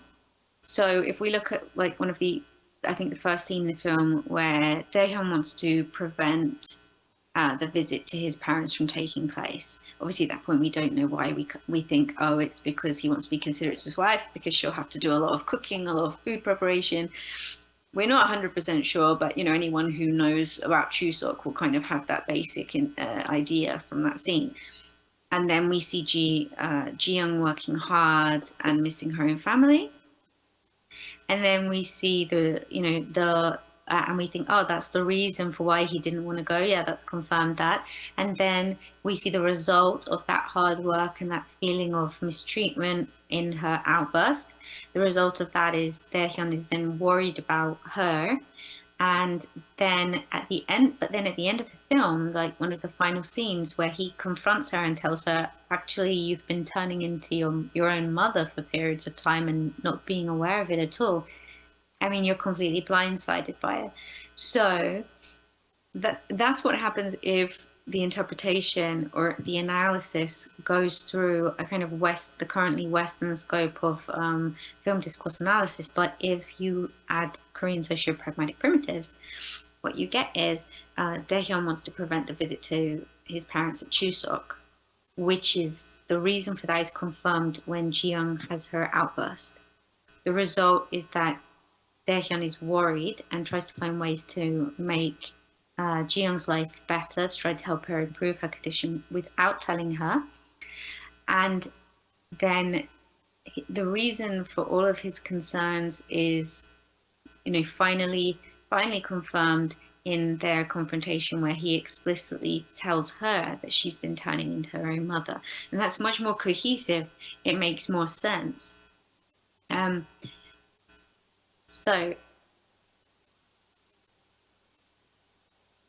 So key points from today are the socio-pragmatic primitives in Korean film discourse analysis gives a great deal more specificity. The structure is a cause and effect structure. Cohesion is dynamically constructed in the discourse. And ultimately, these three things, specificity, structure, cohesion, dynamically constructed, it amounts to comprehension. So it's an improved interpretation, it's an improved analysis. If you just watch Korean films and you take this into account and you're an English language speaker from Western culture and you're not a researcher, again, just better comprehension of what's going on. And with that comprehension, there is then the ability to predict what's happening. And that's a major part of film viewing and film enjoyment, because when you predict, when you think, oh my gosh, I bet this is going to happen, or oh, maybe this will happen, it creates suspense. If you have no clue what's going on, suspense, I mean, there might be suspense from certain things, especially if it's, certain genres like horror because of the music and the other elements, but suspense is often created by predicting, wondering. You won't be able to wonder if you don't know, if you don't recognize anything familiar. And with that, with concerns about characters, predictions about what might happen, there's empathy and investment from the viewers. So this is a really important for Korean film analysis. So thank you very much for listening. To learn more about this, you can look out for my upcoming book, which is being published by Routledge around spring 2024. It might be out just after the winter this year, but you can follow me on LinkedIn to get an update closer to the time. The book's called Interpreting Korean Film Discourse Towards a New Paradigm for Korean English Cross-Cultural Multimodal Analysis. And if you have any further questions or would like to discuss this further, please don't hesitate to get in touch. lolikim@ames.ox.ac.uk. Thank you. Bye. 감사합니다. 네. 롤리킴 교수님 감사합니다. 단순한 언어를 뛰어넘는 이미지나 몸 동작이나 또 그 소리 등등 그 여러 요소로 통합적으로 의미를 멀티모델 담론으로 생성해내고 해석하는 그런 K-웨이브와 한국어를 새로운 방향성으로 분석하는 좋은 발표를 해주셨습니다. 토론은 숙명여대 이형진 교수님께서 맡아주셨습니다. 역시 미리 저희가 토론 질문을 보내드리고 음성으로 답변을 받았습니다. 네, 이형진 교수님 부탁합니다. 큰 박수 부탁드리겠습니다. 네, 귀한 그 학술 담론의 장에 초대되어서 너무 감사드리고요. 롤리킴 교수님에 대한 토론 질문은 이제 영어로 보내드렸고요 이미. 그래서 저희가 답을 받았는데 오늘 이 자리에서는 그냥 토론 내용을 간단하게 한국어로 소개하면서 진행을 하도록 하겠습니다.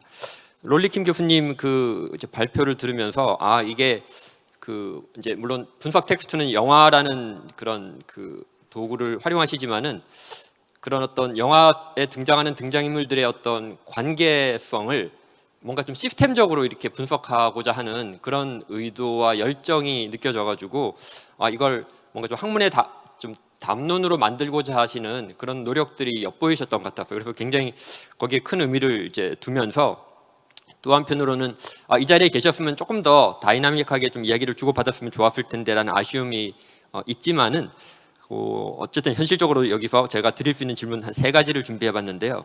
첫 번째는 이제 그 교수님께서 온라인 발표를 하시면서 이 연구에 어떻게 보면 기반이 되었던 분석 방법론을 이제 소개하고 계시는데 그 기존의 SFDR이라는 이제 그런 방법론을 소개하시면서 이제 한국 영화의 담론을 분석하는 데 있어서 이제 이 롤리킴 교수님과 다른 또 교수님이 함께 설계한 KSFDR이라는 이제 약간 변형된 방법론을 여기다 같이 적용을 하고 계세요.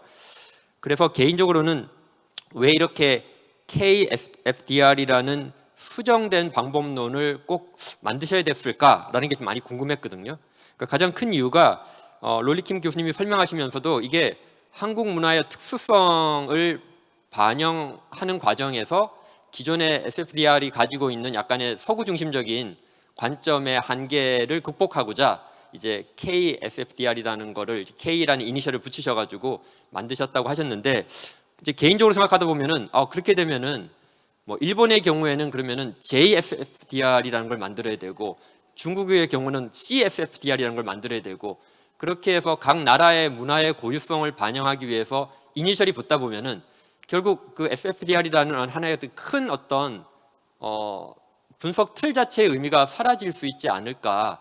그래서 과연 그렇게 분화하는 것이 과연 뭐 연구 방법론으로서는 또 장점도 있겠지만 한계도 있지 않을까라는 생각이 들어가지고 가능하시다면은 SFDR 그 방법론에 대해서 조금 더 어떤 게 코어 밸류인지 핵심 밸류인지 그 부분을 좀 설명을 좀 부탁드렸습니다. 그게 첫 번째 질문이고 두 번째 질문은 이제 교수님이 이 분석하시는 과정에서 서구적인 어떤 그런 담화 방식과 이제 한국적인 담화 방식을 분석하시면서 이제 시간 관계상 아마 그 어떤 인간 관계에서 권력 관계가 만들어지는 뭐 상급자와 하급자, 나이가 많은 사람과 적은 사람 사이의 관계가 표출되는 방식을 이제 고개를 숙이지 않고에 되게 초점을 좀 많이 맞추셔서 얘기를 하신 것 같아요. 그래서 서구에서는 이제 고개를 숙이지 않고 서로 간에 이렇게 눈을 맞추고 얘기하는 데 비해서 우리 한국 영화에서 보면은 항상 이제 주니어들이 이제 나이가 낮은 사람들이 나이가 높은 분에게는 항상 고개를 숙이거나 눈을 이렇게 피하거나 하는 그런 방식들이 있는데 이제 우리 그 영화 김지영 영화에서는 이제 시어머니하고 눈을 맞추고 고개를 들고 이야기하는 그런 어떤 어프로치 자체가 디파이언트하다 이렇게 뭐 이렇게 되게 이렇게 좀 대척점을 가지고 이렇게 맞서는 모습으로 이렇게 해석을 하셨던 부분들이 계시는데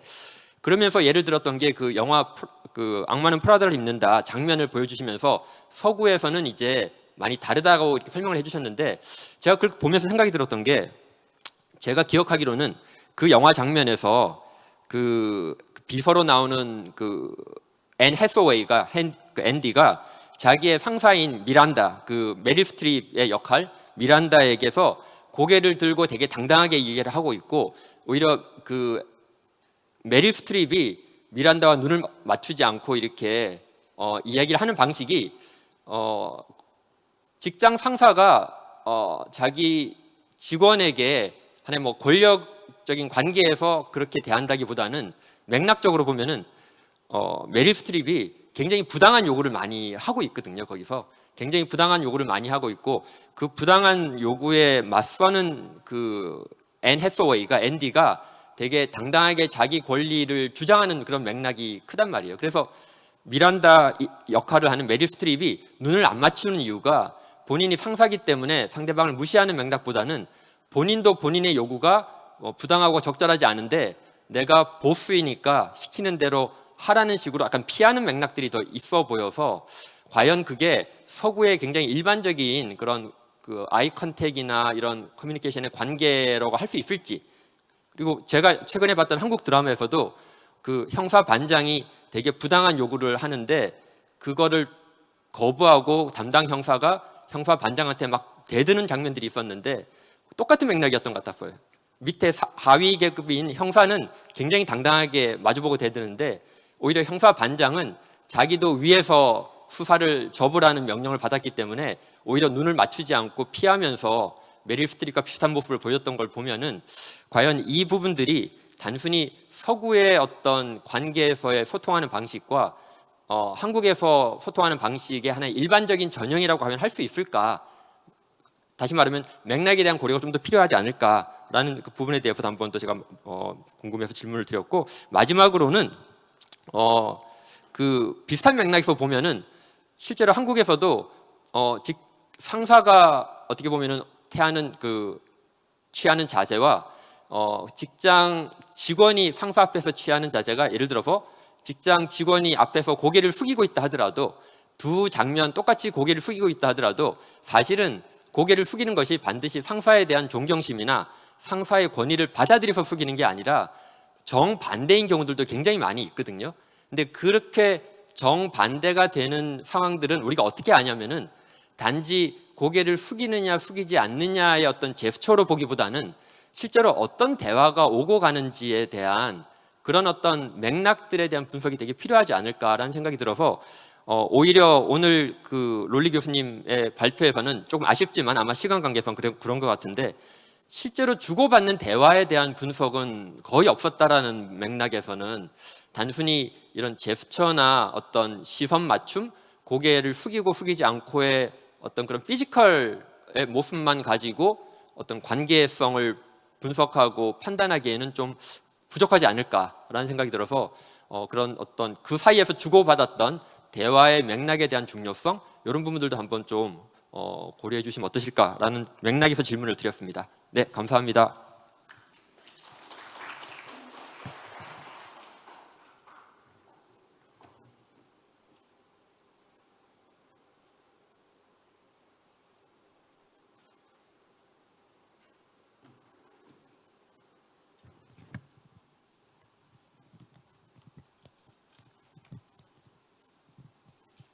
롤리킴 교수님 그 답변 음성 좀 부탁드립니다.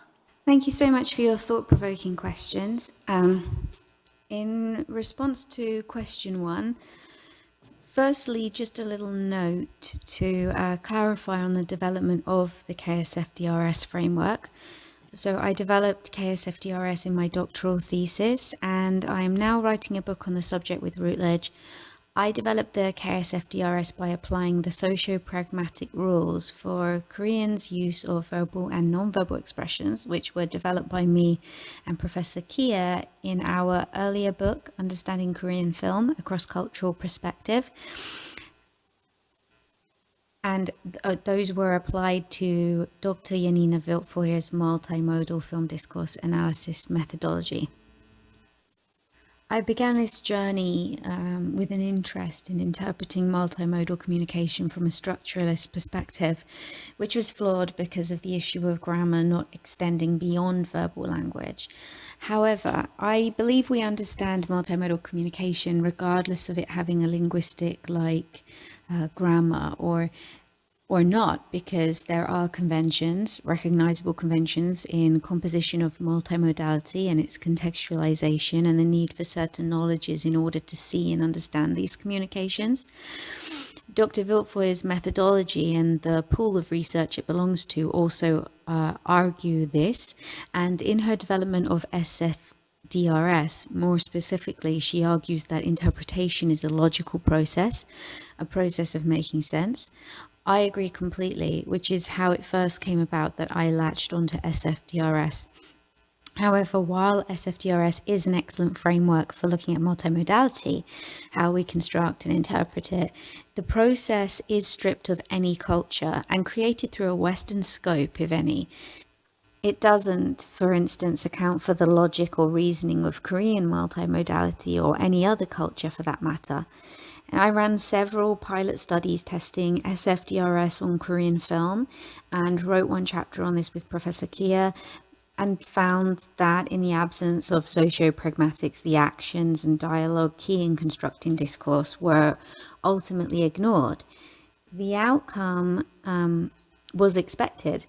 Scholars such as Paul Willerman had already argued the necessity of the cross-cultural perspective in analysis, film analysis, and the damage to research that could result otherwise, not to mention the marginalization of entire groups who shouldn't be simply interpreted through a Western scope but authentically represented. I therefore felt that it was vital that researchers from vastly different languages and cultures, especially those without local knowledge, be provided a framework more appropriate for the films that they're analysing. And I began with KSFDRS for Korean film, which is a framework for English language Western cultural researchers to analyse Korean film. But this can, and I believe should, be developed across cultures and languages. Even among English speakers, there are differences if we consider that many Singaporeans speak English. However, they have an entirely different culture to British or American researchers, for instance. However, these little details are incremental in interpretation, as we've learned from translation. There's so much lost in the chasm between cultures. So SFDRS in particular as a foundation for cross-cultural interpretation in film analysis, and perhaps even multimodal analysis of actual interactions, I believe to be very beneficial. It is reliable and it is controlled. In very basic terms, SFDRS is a process of transcribing formally and logically the structure of an excerpt of film discourse. It isn't sitting down and describing the discourse, as you think it is, but following rules to segment and relate segments of meaning, and the result is the discourse of the excerpt being drawn. The way meanings unfold, the relations between segments, are as important as determining the meaning of the segments themselves. In fact, it often influences what constitutes a segment to begin with, and therefore what meanings form the discourse. So if we consider cross-cultural analysis, where we want to include the elements lost in this chasm between cultures, it is really helpful to place controls on interpretation and to develop those controls so that they contextualize multimodal communication within its own relevant cultures and languages.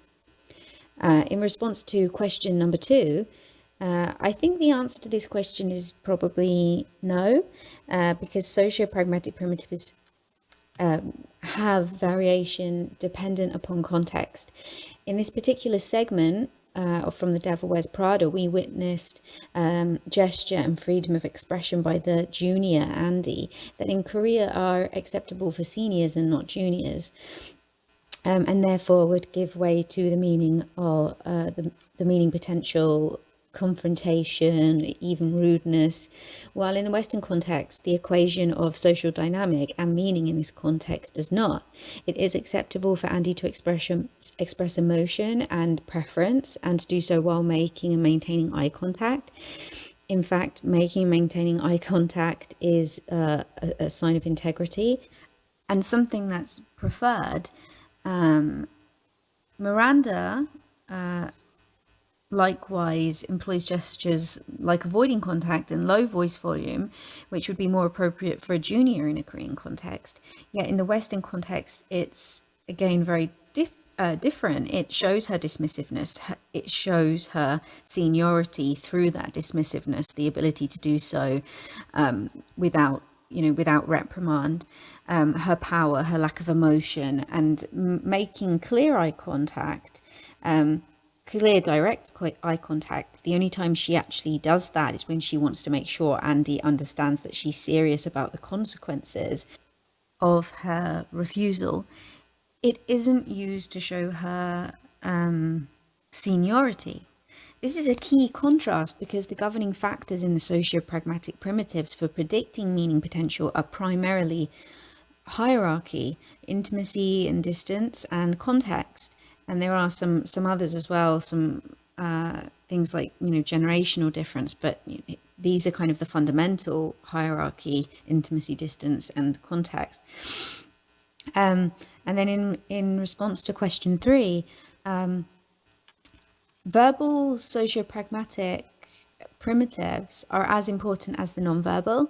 Unfortunately, there wasn't enough time to provide further examples on this occasion. I tried to give a all-round picture through the example from Kim Ji-young-bon, with the use of address terms like sadon and sabuin, and combined with the non-verbal shift in gestures, because that example is particularly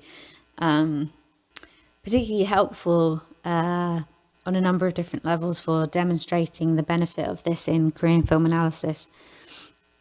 The methodology is multimodal and builds on discourse structures, the finer grained levels of which are formed of verbal and non-verbal expressions of socio-pragmatic value like these, that when contextualized situationally provide interpretations of Korean film discourse that are more cohesive and comprehensible than they would be,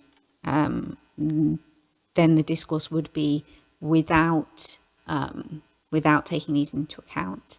I hope that's helpful, and if you'd like to ask any more questions, please do get in touch. Thank you.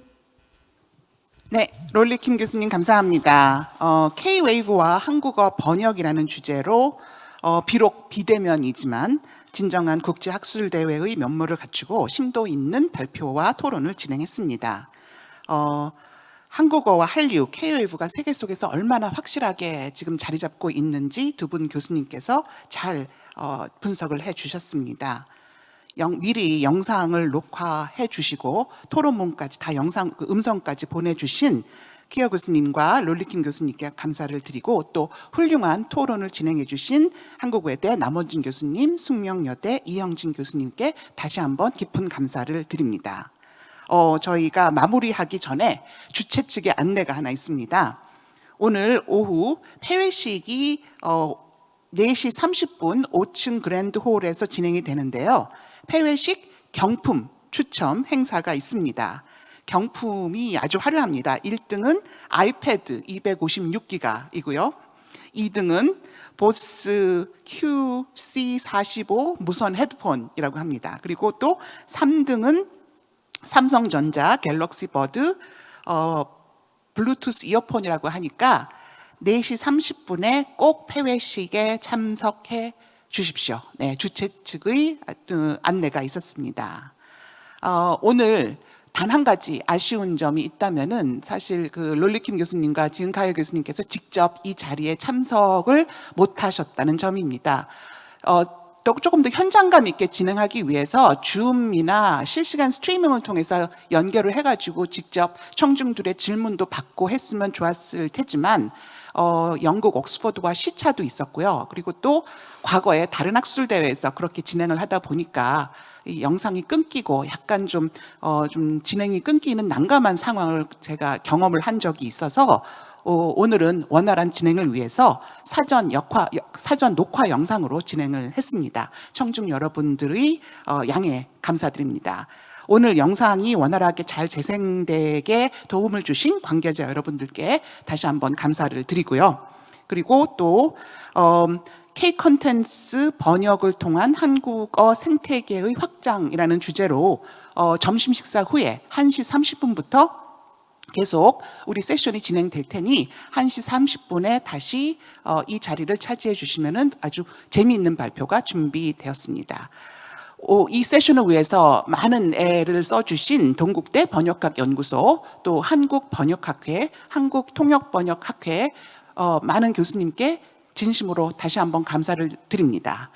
저기 영국 옥스퍼드까지 소리가 들릴 수 있게 여러분들 큰 박수를 쳐주시면서 오늘 세션을 마무리하겠습니다. 네, 감사합니다.